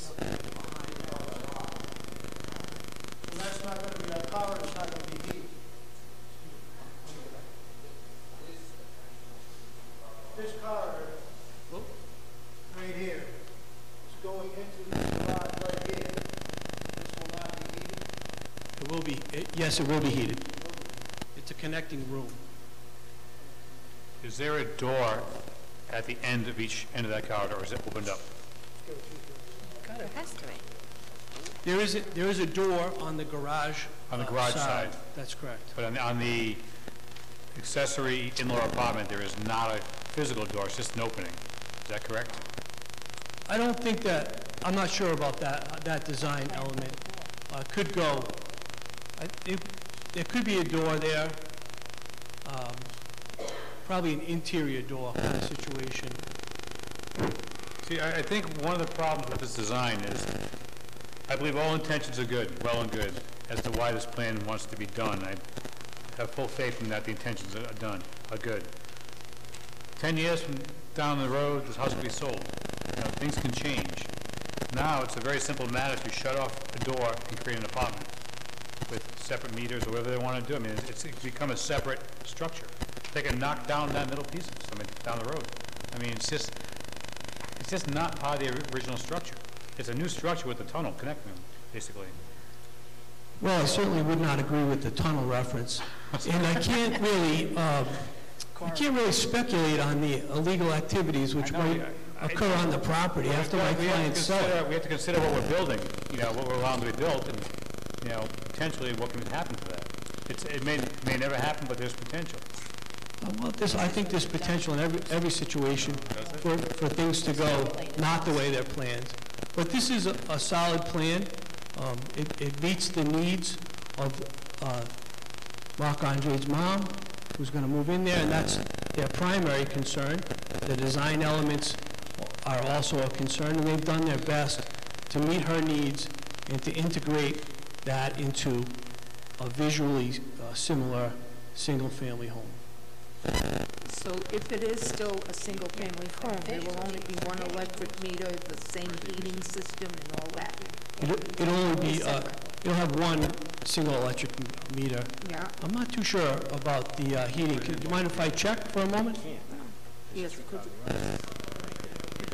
Okay.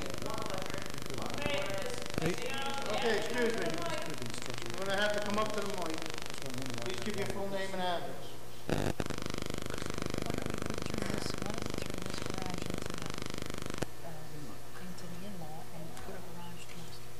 Okay, so the heating system will heat the addition, but there'll be a pump essentially to assist, Yes, because it's far away from the, so one furnace. Okay. A circulator. That's what I have. I'm no plumber, but I'm gonna go with circulator.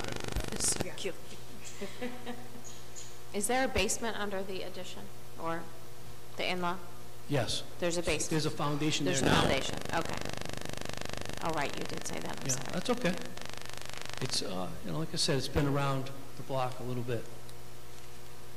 The stairs that are noted on this plan, they go up to the second floor? They go up to the loft above the, I'm sorry. Hold on one moment, I'm sorry. Would you like the gentleman to step forward with testimony? Yeah, that would be good. I'm gonna ask you to give your full name and address. Sure, Mark Andrade, Your address is? 2 Astor Lane. Okay. You swear to tell the whole truth and nothing but the truth in front of this board? I do. Okay, I got one question for you. You got a proposed underground propane tank. Is that what you're using now for heating your house? That is incorrect. No. No? There is one that's existing, 500 gallon, that's to heat the pool. That's to heat the pool.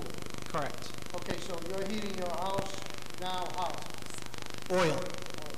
Okay, you have to, now, the proposed addition, or how do you propose to heat that? The same tank, oil tank, or another tank? A supplementary furnace. So that's all one utilities. So you put another oil tank in? I think I have to defer to the project manager on that one. I'm just the elementary principal. I'm gonna ask you to give your full name and address. Mr. Crow, this is Michael Martin, he's the project manager. Please step up, state your name. Mr. Martin, your full name and address? Mike Martin, and I live at 11A Kennedy Road in Foster. 11A Kennedy Road in Foster. Raise your right hand. You swear to tell the whole truth, nothing but the truth in front of this board? I do. Okay, what's your source of, I think it's gonna be oil-based heat? Are you putting in a different tank? Now, the source of the heat for the addition will be propane. We've actually installed the propane. You're gonna have an exterior tank for, The existing tank right now will service both the addition, and Mark has it going into his fireplaces in his house, but not using for heat. Is that also doing the pool? It's doing the pool as well, Same? and an emergency generator as well. Okay. okay, so your underground tank is gonna do this structure. Correct. It does his existing pool. Yes, And also does his fireplace. that's correct. Okay, And the now- generator. And generator, okay. His house is done by an oil tank. That's correct. Okay. Now, electricity, is this having its own separate electrical meter, or is it? No, it's going to come off the main service from the house, the Main existing service. house, yes. So you're gonna put 100 an amp. additional main box in this structure? That's correct. Okay, now, you're gonna have a full basement underneath this? Well, it's basically the living space. So the garage is going to be slab on grade, and the living space will have, that's the stairs that you see going down. They don't go up, they go down. So, the living is gonna be in the basement? No, the living, underneath the living space is where the basement is. And it won't be finished, it's just a basement. So the garage is here, That's correct. and you're gonna go down into the living space? No, sir. No. We just allow accessibility through that stairwell to go downstairs. Storage. Correct. Correct. That's correct. All right, so this is all the living space right here. Yeah, there's approximately 950 square feet of living space. The mudroom, what you don't see there, it's not depicted as well as it should be, is there is a door from the garage that goes into the mudroom, and then a door we have, as you can see, going into the main living space. That door can be taken out, but that's the way we have it drawn right now. And we did, it was purposely done this way, set back, okay, if you will, because we were trying to get away from that linear look. And if we put the addition too close, or actually butted it to the existing structure, it would look like this linear strip mall type thing. So we wanted this to be subservient to the main house. The further, we set it back about 8 or 10 feet, which now, you know, made us put the mudroom in. That's the reasoning behind that. It was purposely done. Now, when they access the structure from the garage side, Yes. so the garage is on a slab, so she'll enter at level into her living space? Yes, ma'am. Okay. There's a second floor? No, there's not. We basically, we put that, maybe Brian, you could switch to the rendering. We added that, basically, that look above the garage doors is, again, it's aesthetics. We didn't want this linear piece of building structure attached to the existing structure. So we created that. Is there, There's nothing there. There's nothing there. It's there. rafters. Okay. There's absolutely nothing there. And that look, again, that's our design element. We can play with that. We just thought that was the best look. Is there going to be like an attic type space? Is there going to be a pull down? Right now, no, because we have the You've got the basement. Okay. You know, one of the things I'm looking at here, if we go back to definitions, if this was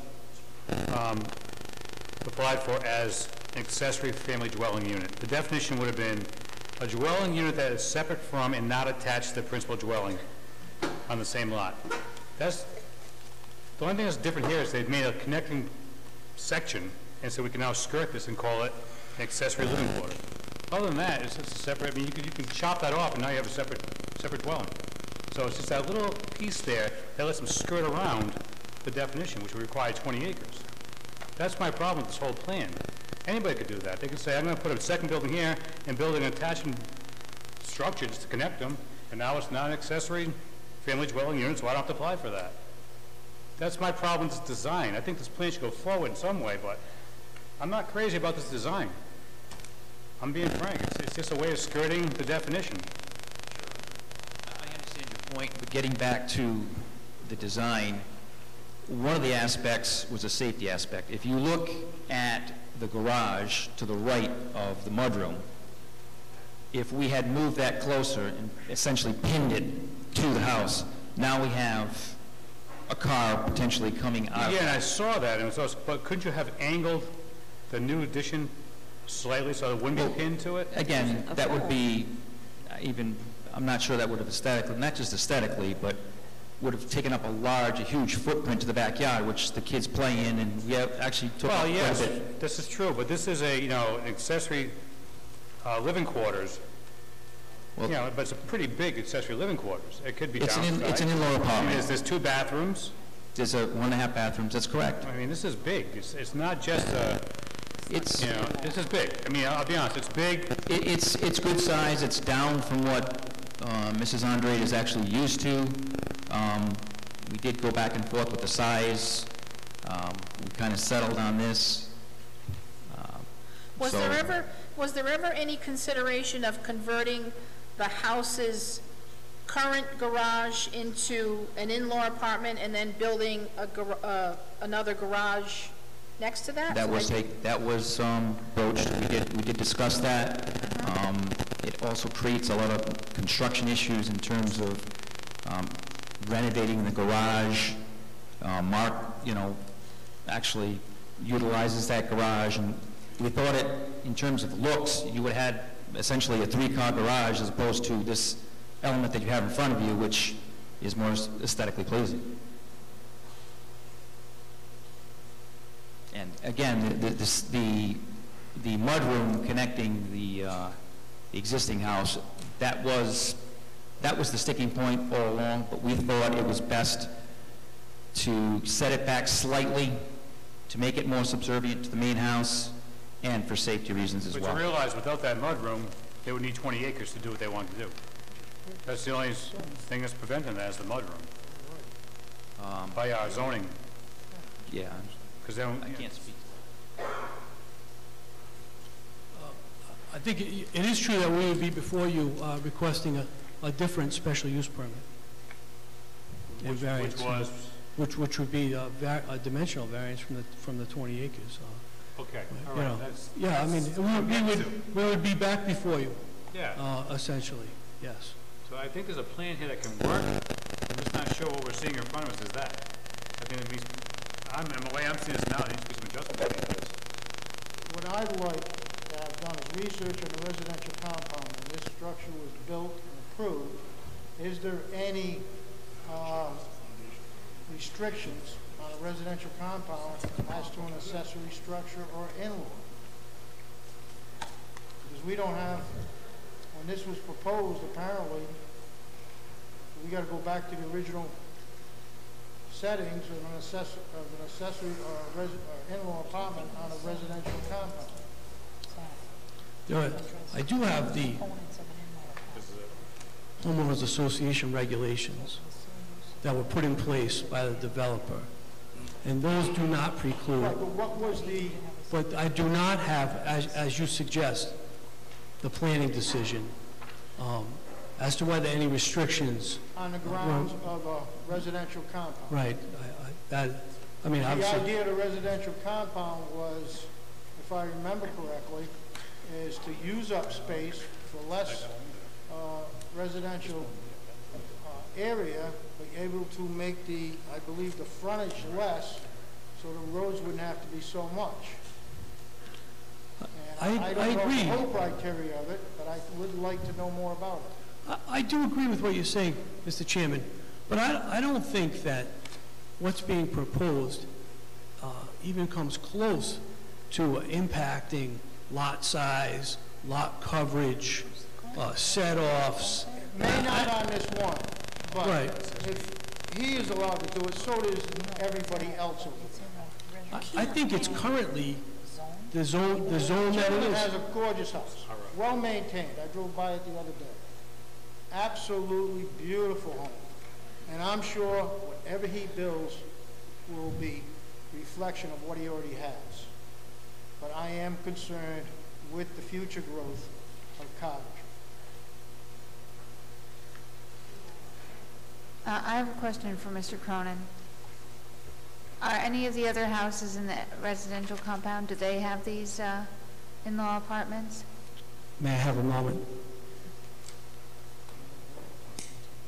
What did he say? You know what I'm saying? Not that we know of, Mrs. Solicitor. There have been additions built on other houses, and their use is not crystal clear to my clients. But there have been additions built to other houses in the community.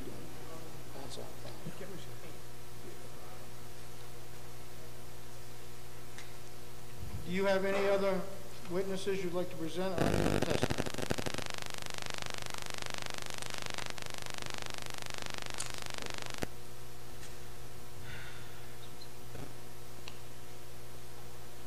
Not at the current time, thank you. Not at this time? Not at this time. Does the board members have any further questions on this application? Okay, I see the board members have no further questions. Mr. Chairman, I make a motion we, Well, let's see if. oh, okay. All right, is anybody here who'd like to, in opposition to this application? Or opposed? Is there anybody in favor of this application here like to speak? Yes, please come forward, sir. Oh, yeah.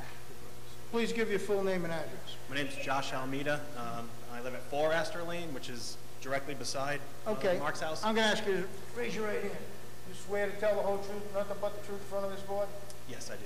All right, so you live to the right? If you're looking at his house, I'm the house to the right, so I'm the most immediate, I guess, house from theirs. So I just kind of wanted to come support them because, you know, as the person most, I guess, affected, I'm right beside. Yeah, I'm that house right there, the lower right there. He's in the opposite With the pool in the back. Yeah, that's me. That's yours, President. Yeah. So I mean, I have absolutely no problem with this addition. You know, I didn't know Mark before he moved in. I knew Cindy from we went to high school together, but. You know, and knowing him as he's been there, they've been great neighbors. Like you said, the property's immaculate, you know, even compared to mine, and I'm jealous when I drive by. It's a beautiful property. I'm sure whatever they're going to do is going to be beautiful.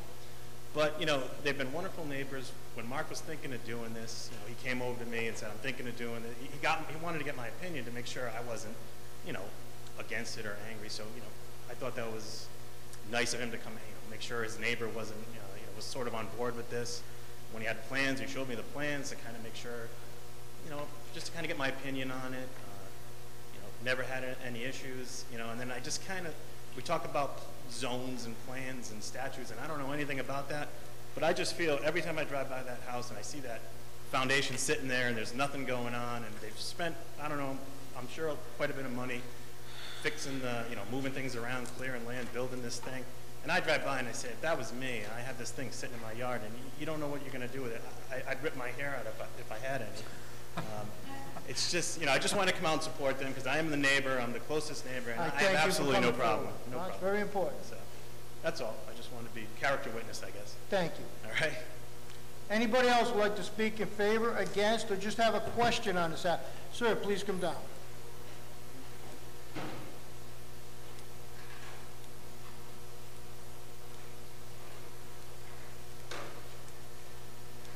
Please give your full name and address. Carlos Casanova, 447 Reed Schoolhouse Road. Please raise your right hand. You swear to tell the whole truth and nothing but the truth in front of this board? Yes. I'd like to speak my opinion. I am in favor of this addition for this person. I just moved into the neighborhood. I don't know them. However, I'm considering your consideration for the future growth of Coventry. And whether it's for the housing market change, economic changes, or whatever it may be, demographically there are a growing number of cases where sons, daughters are moving in with their parents.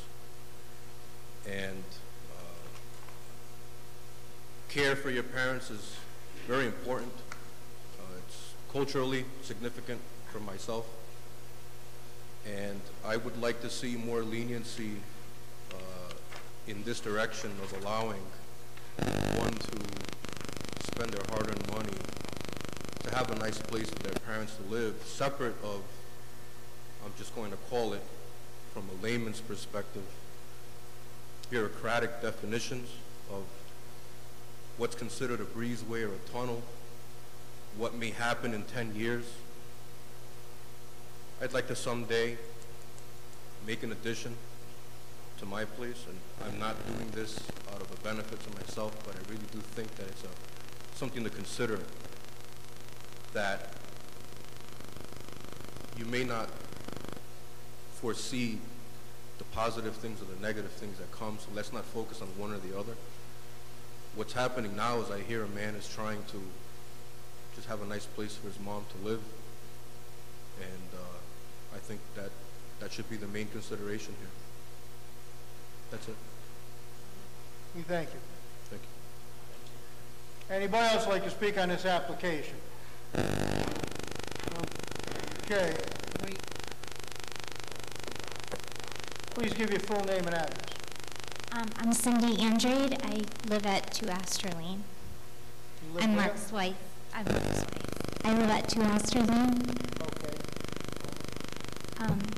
I'm going to ask you to raise your right hand. You swear to tell the whole truth, nothing but the truth in front of this board? I do. I just wanted to speak about the reason that we chose to make it look the way it did and how I feel about how it looks. This is our home, and we had looked at other homes that had in-law apartments that were just very large, and they looked awful, and people kept adding on, and we wanted to keep our home nice, and I feel that when you view the home from the front, the way that we've done it, I understand some people feel it does look like a separate home, but in my opinion, when you view it from the street, it looks to me like it's our house with a breezeway and a garage, somewhat, basically like a lot of homes have, where they have a home and a breezeway and a garage attached, because to me, that's how I view it from the front when I see those plans. So to me, I just thought aesthetically, it did look like one house, and it really did look like the best option to keep our home looking how we felt it would look the best. And I also wanted to address the foundation. I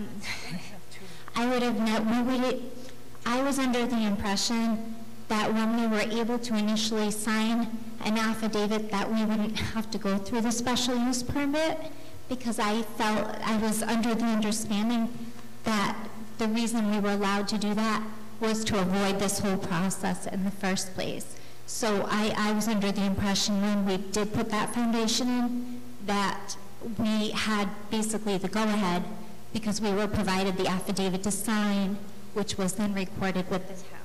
And I could be mistaken. I don't do this for a living, but that was my understanding, which is why we... Your understanding was if you put the foundation, you wouldn't have to go for a permit? I believed at that point that it was to avoid the necessity to go through the special use permit. I don't understand that. All right, so this is for your mother-in-law, correct? It is. She's here. I work in Massachusetts. She's alone, and I get up at 4 in the morning to go to work, and we have a 2-year-old. So it's been very helpful for me to have my mother-in-law at our home to be able to help me with getting my children ready in the morning, because I'm not always there to be able to do it. Nobody's denying that's very important and very important for the family.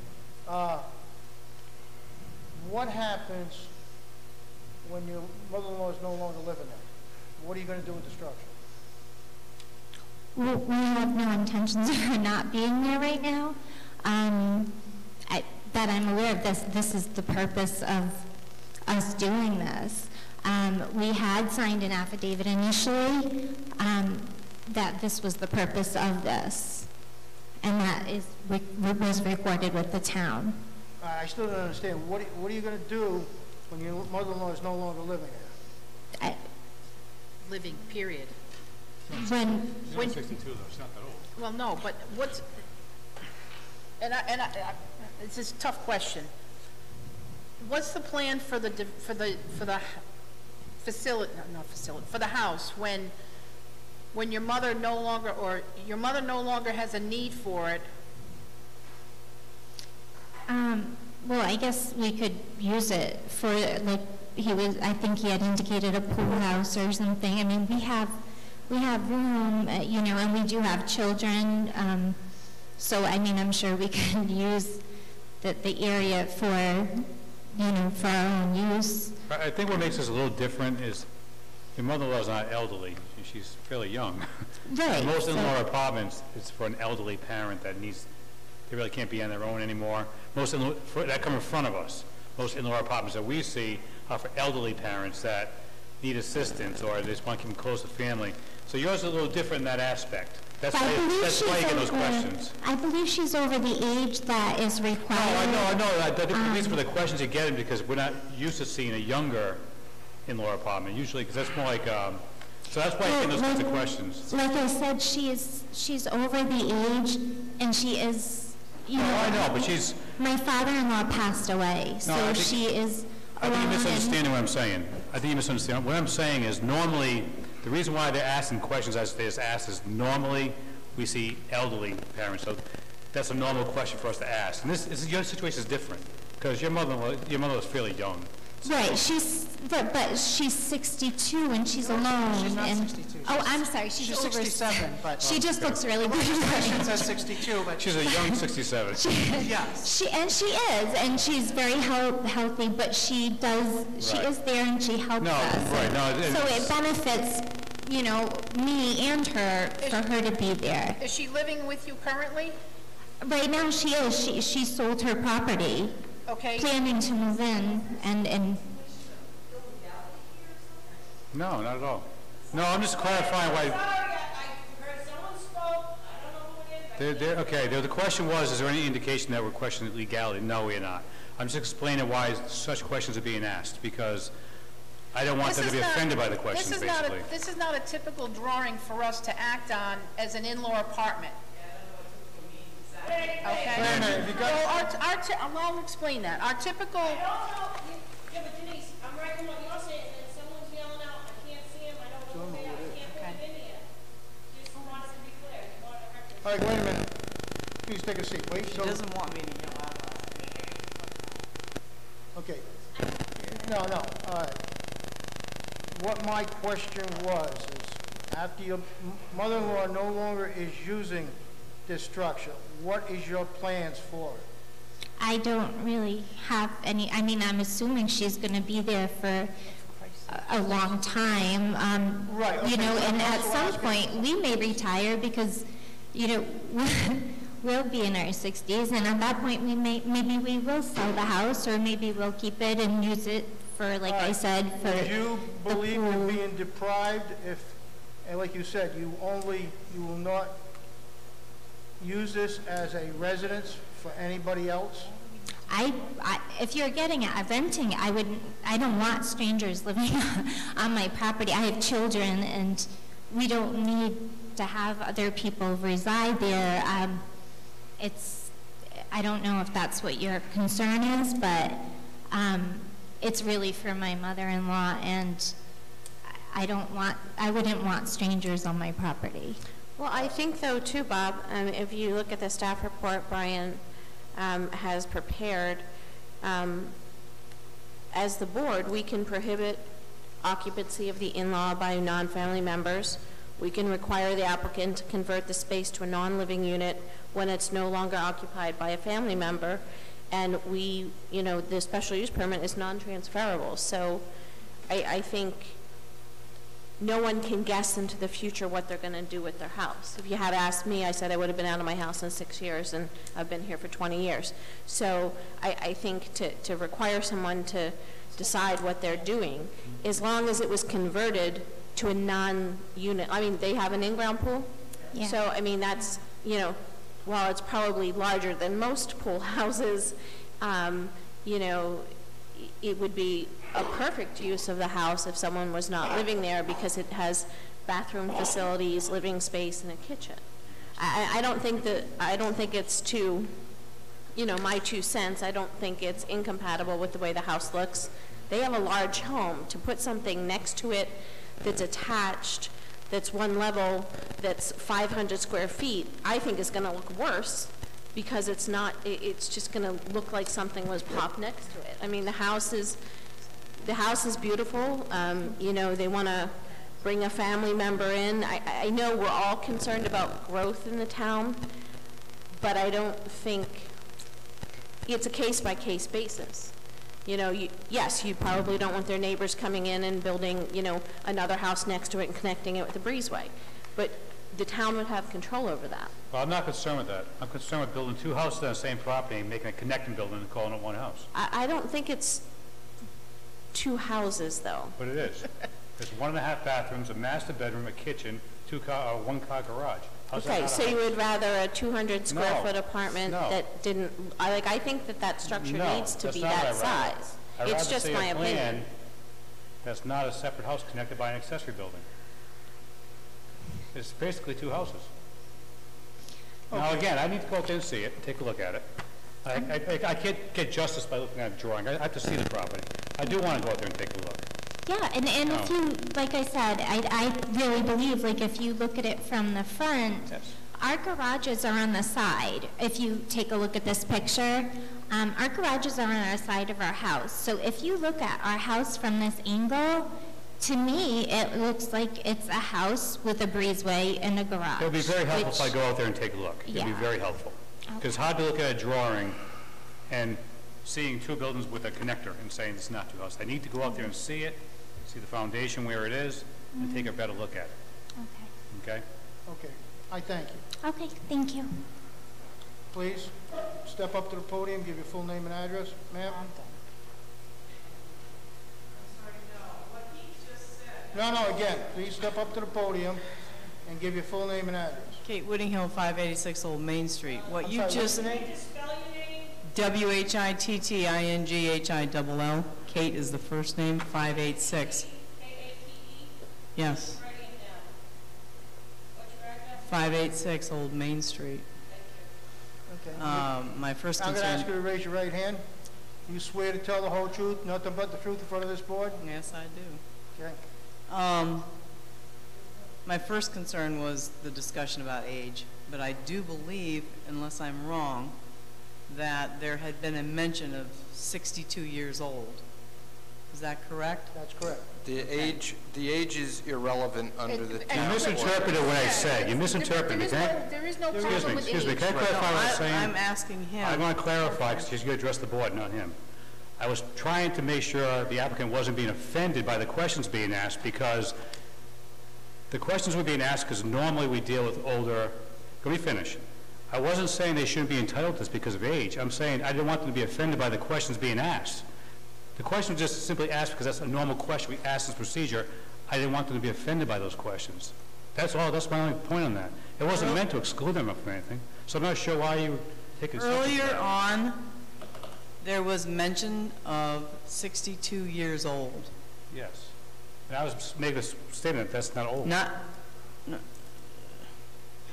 Someone mentioned 62 years old in reference to an in-law living apartment. Yes. Or State law. dwelling That's by the state. by the state. But then it was explained that it doesn't, We're not going on Right, so I was just saying... we're not going under state law, correct, Brian? Correct. So that's out. I think you took offense to what I said, but I think you misinterpreted what I was saying. I didn't want them to be offended by the I questions. didn't know why there was a discussion of age in the first place, is what I'm saying. That's because the state does address the age. But yet, we're not discussing age because the town doesn't need to discuss that. At that time. Okay.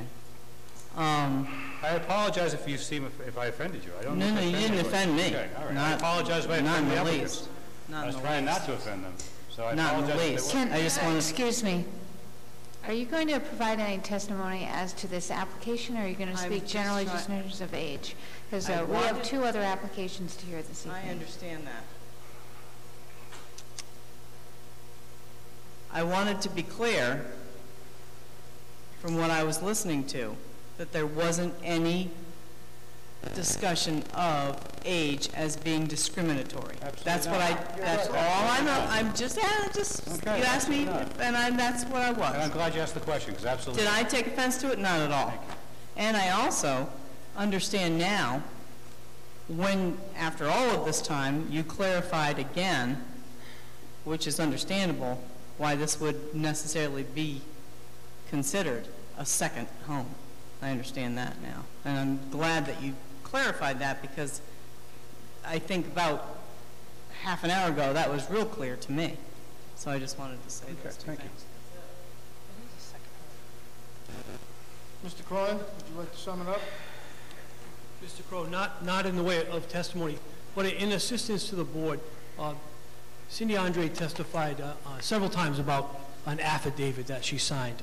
Correct, that's what I was referring to. Yeah, I have a copy of it here. It's not an affidavit. It's a declaration of accessory family dwelling unit.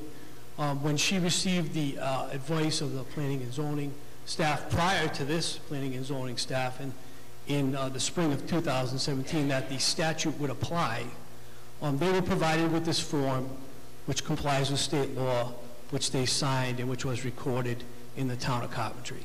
And it states that, it states what Mrs. Andre said. She got the content correct, that when Mark's mom is no longer living there, there'll be no further rights in the in-law apartment. That's exactly what I was referring to. I'd be happy to provide copies. This is the original recorded document. Submit that to Brian. All right, if I hear no other testimony on this application, Mr. Chairman, I make a motion, we take the matter under advisement and render a decision in a reasonable time. Second. motion's made and seconded. All those in favor say aye. Aye. Nays? Ayes have it. Next application, please.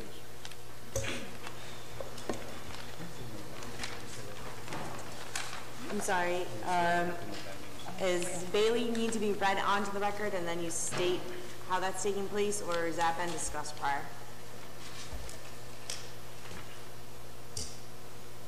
I'm sorry, I didn't hear. I'll just read into the record.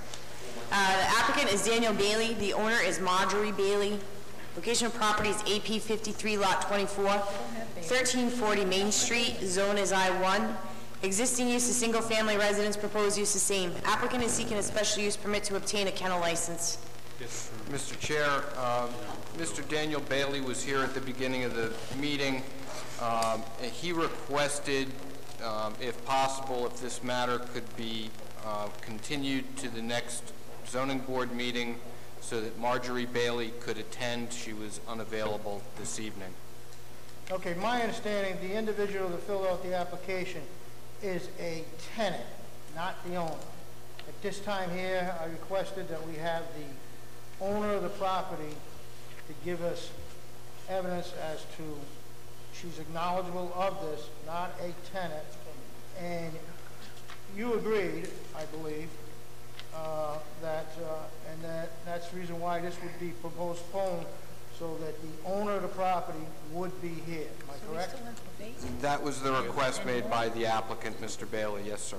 And also by the applicant, correct? Yeah, Levesque is the appeal.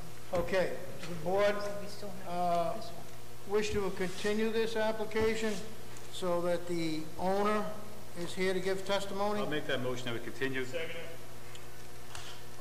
Made and second. All those in favor say aye. Aye. Nays? Ayes have it. Okay. Next application. Next applicant is Leo M. Levesque. Owner is the same. Location of property is AP 23 Lot 12.1, 26 Harrington Road. AP 23 Lot 12.2, 30 Harrington Road. Zone is R20. Existing use is single-family residence. Proposed use is same. Applicant is seeking a special use permit to increase the nonconformity of Lot 12.1 in the area and a dimensional variance for lots 12.1 and Lot 12.2. Lot 12.1 requires a dimensional variance for the proposed new area. The lot will be 16,281 square feet, where 20,000 square feet is required. Lot 12.2 will require a dimensional variance for an existing shed that will be placed 8.75 feet from the side yard, where 10 feet is required. Is the applicant here, please?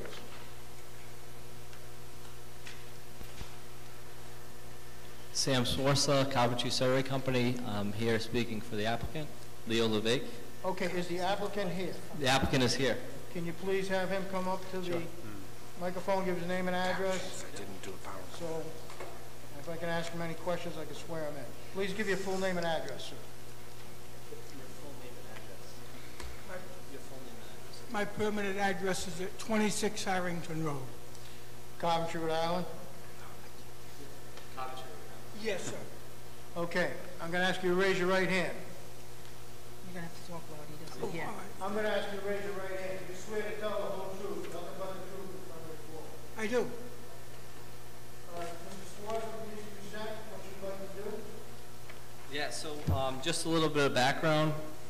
This is an administrative subdivision, and due to the nonconformity of both the lots, we're submitting to planning as a minor lot subdivision, and we're here to get a special use permit and two-dimensional variances. So Leo lives at 26 Harrington Road, and his mom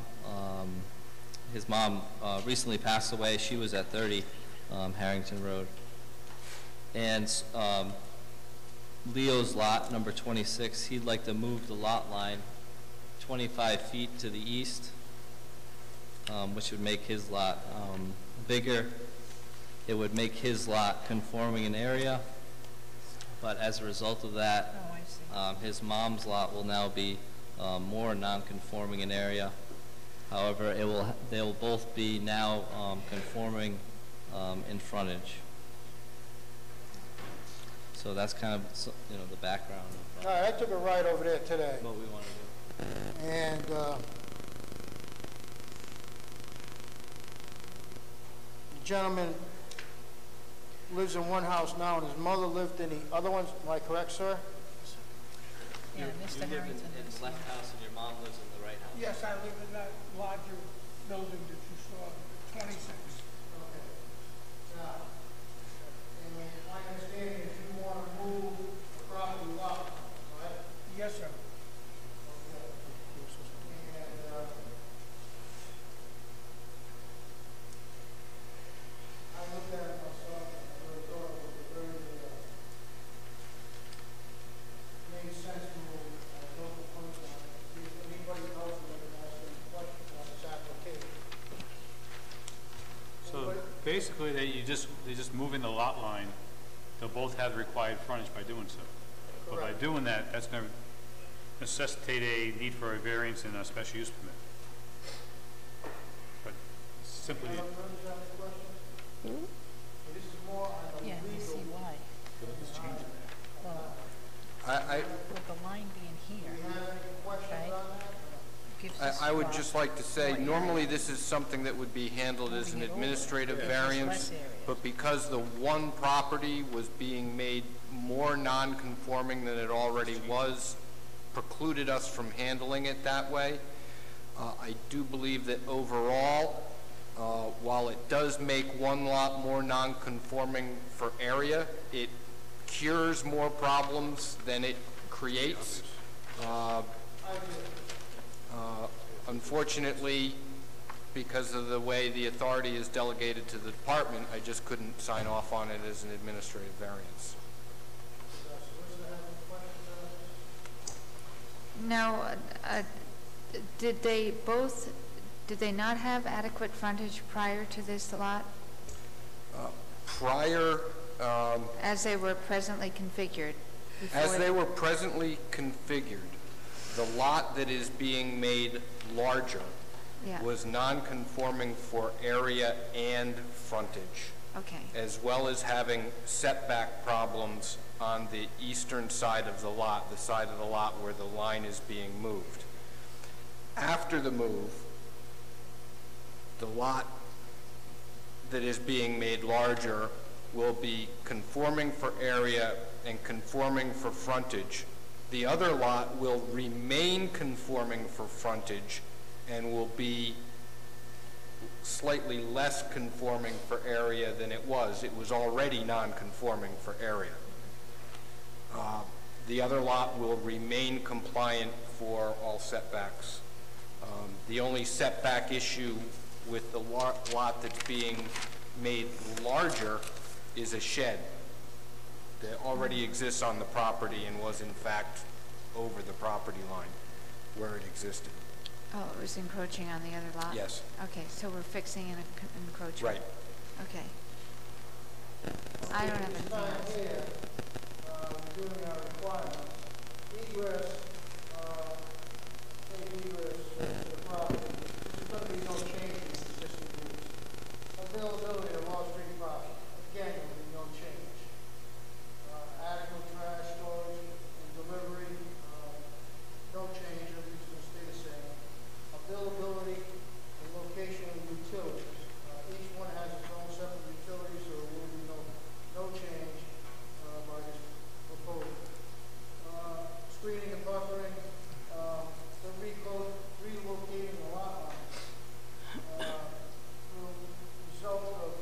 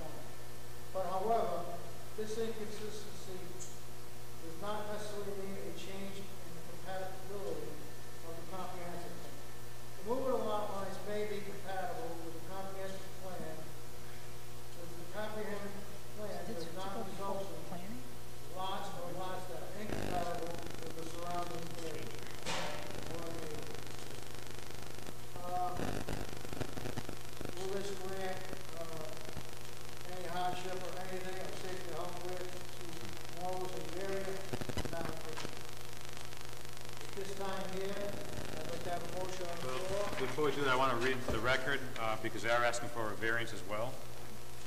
And then granting the variance, the hardship from which the applicant seeks relief is due to the unique characteristics of the subject land or structure, not the general characteristics of the surrounding area. The hardship is not the result of any prior action of the applicant, and does not result primarily from the desire of the applicant to realize greater financial gain, and that granting of the requested variance will not alter the general character of the surrounding area or impair the intent or purpose of this ordinance or the Coventry comprehensive plan. That the relief to be granted is the least relief necessary. And, that's it. Mr. Chairman, I move passage of... I have a motion to vote on this tonight. I'll second that. Okay, it's been seconded. All those who wish to vote on this tonight, say yea. Aye. Do we have any nays? A. That's what he said. Do we have a nay? No. Okay. Russ, how do you vote on this application? Approve. John? I approve it. Denise? I approve. Chair approves. Eileen? Approved. Okay, application is approved. Next application. Thank you. Thank you. Next applicant is Kurt Moen. The owner is the same. Location of property is AP 1321 and AP 13 and 21, lot 11.04, 2 Fawns Court. Zone is R20. Existing use is single-family residence. Proposed use is same. Applicant is seeking a dimensional variance to construct an 18 by 24 shed 19 feet high where 15 feet in height is allowed. The applicant here. Yes, sir. Okay, please give your full name and address. Kurt Moen, 2 Fawns Court, Coventry, Rhode Island. You swear to tell the whole truth and nothing but the truth in front of this board? Yes, sir.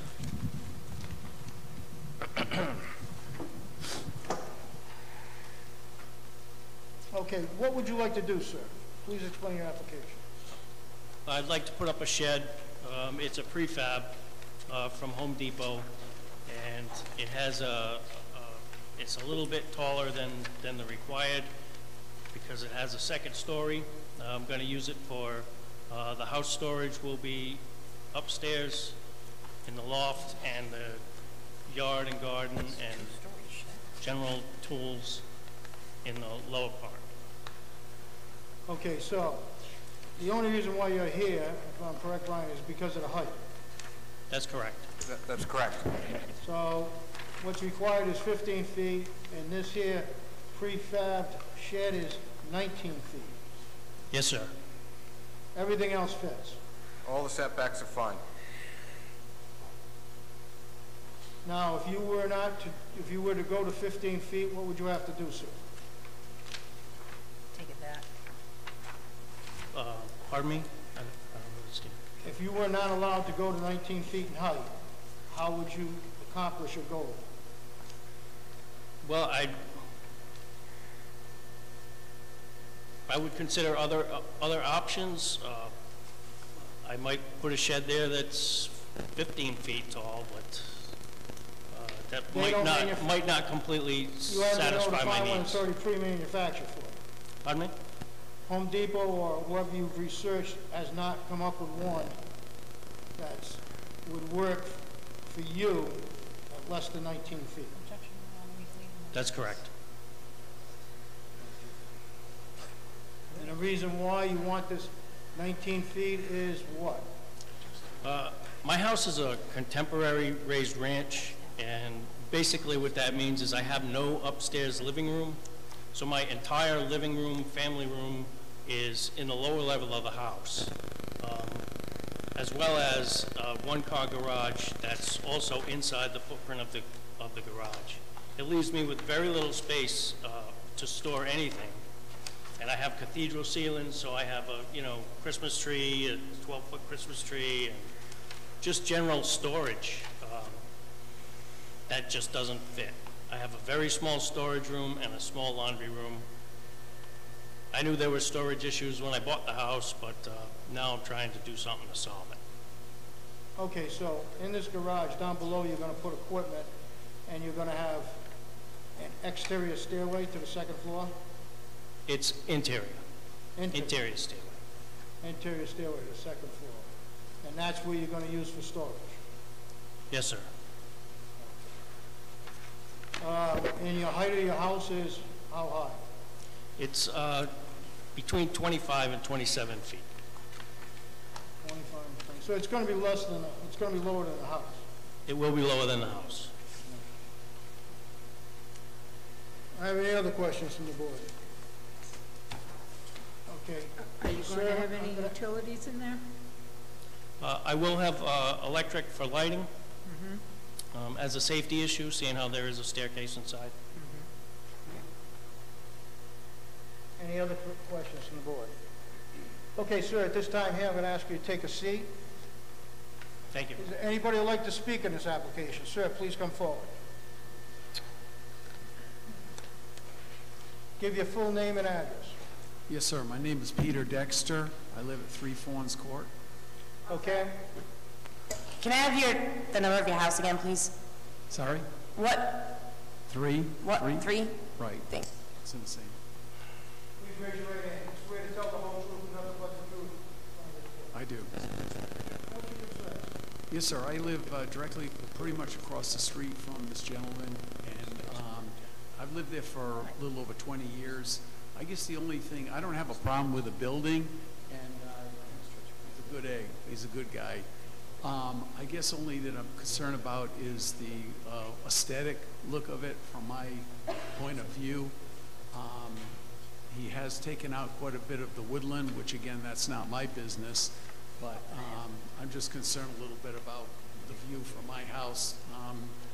I don't want to hurt anybody's feelings, but you know, his yard is a little bit under the, you know, kind of topsy-turvy a little bit with everything being, you know, he's got a lot of stuff around his yard, whatever, which I think he needs the storage for. My home is the same design and construction, so I kind of feel for him because I have the same problems with storage and whatever. I have the contemporary design. But again, you know, for me personally, I would just like if you could leave some of the woods, and so it's going to look good with the building. That's all I got. Right. I went over and took a look at that today, and point blank, he's going to, you can see where he started digging the foundation, trying to do it correctly with the foundation right before the shed. And he has, this time of year, fortunately some of the trees, he's left up a wood barrier between the road and the, but this time of year, the trees do not have the leaves. Right. So it will be, in the wintertime, it will be accessible structure to see from the road. But he's not right next door. This is Pascal, Casey Anthony, Jennifer. Right, I can see This is that, on the yes. other side of the house. It's like this guy's not, this guy here is not.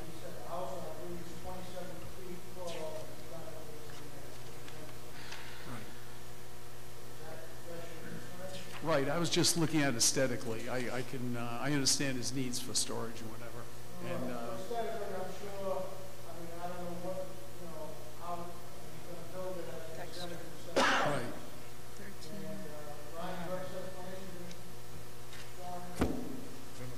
I don't have anything on the computer that I can display.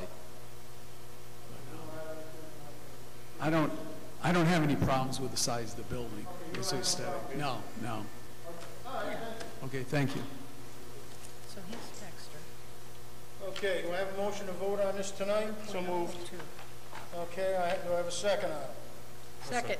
Okay, I have a second. A motion and a second to vote on this tonight. Any further discussion by the board? I hear none. Those in favor say aye. Aye. Aye. Nays? Ayes have it. Okay, I'll do a roll call vote. Russ, how do you vote? Approve. John? All approved. Denise? Approve. Chair approves. Jean? Approve. Application approved as presented. Okay, what else do we have? That's it. No, that's not it. No, wait, there's one more thing. Are we not here? Are we not hearing it? January, that was my mistake. Put it on, but it's actually January. Okay. They asked for that motion. Second it. All those in favor say aye. Aye. Nays? Ayes have it. Thank you all.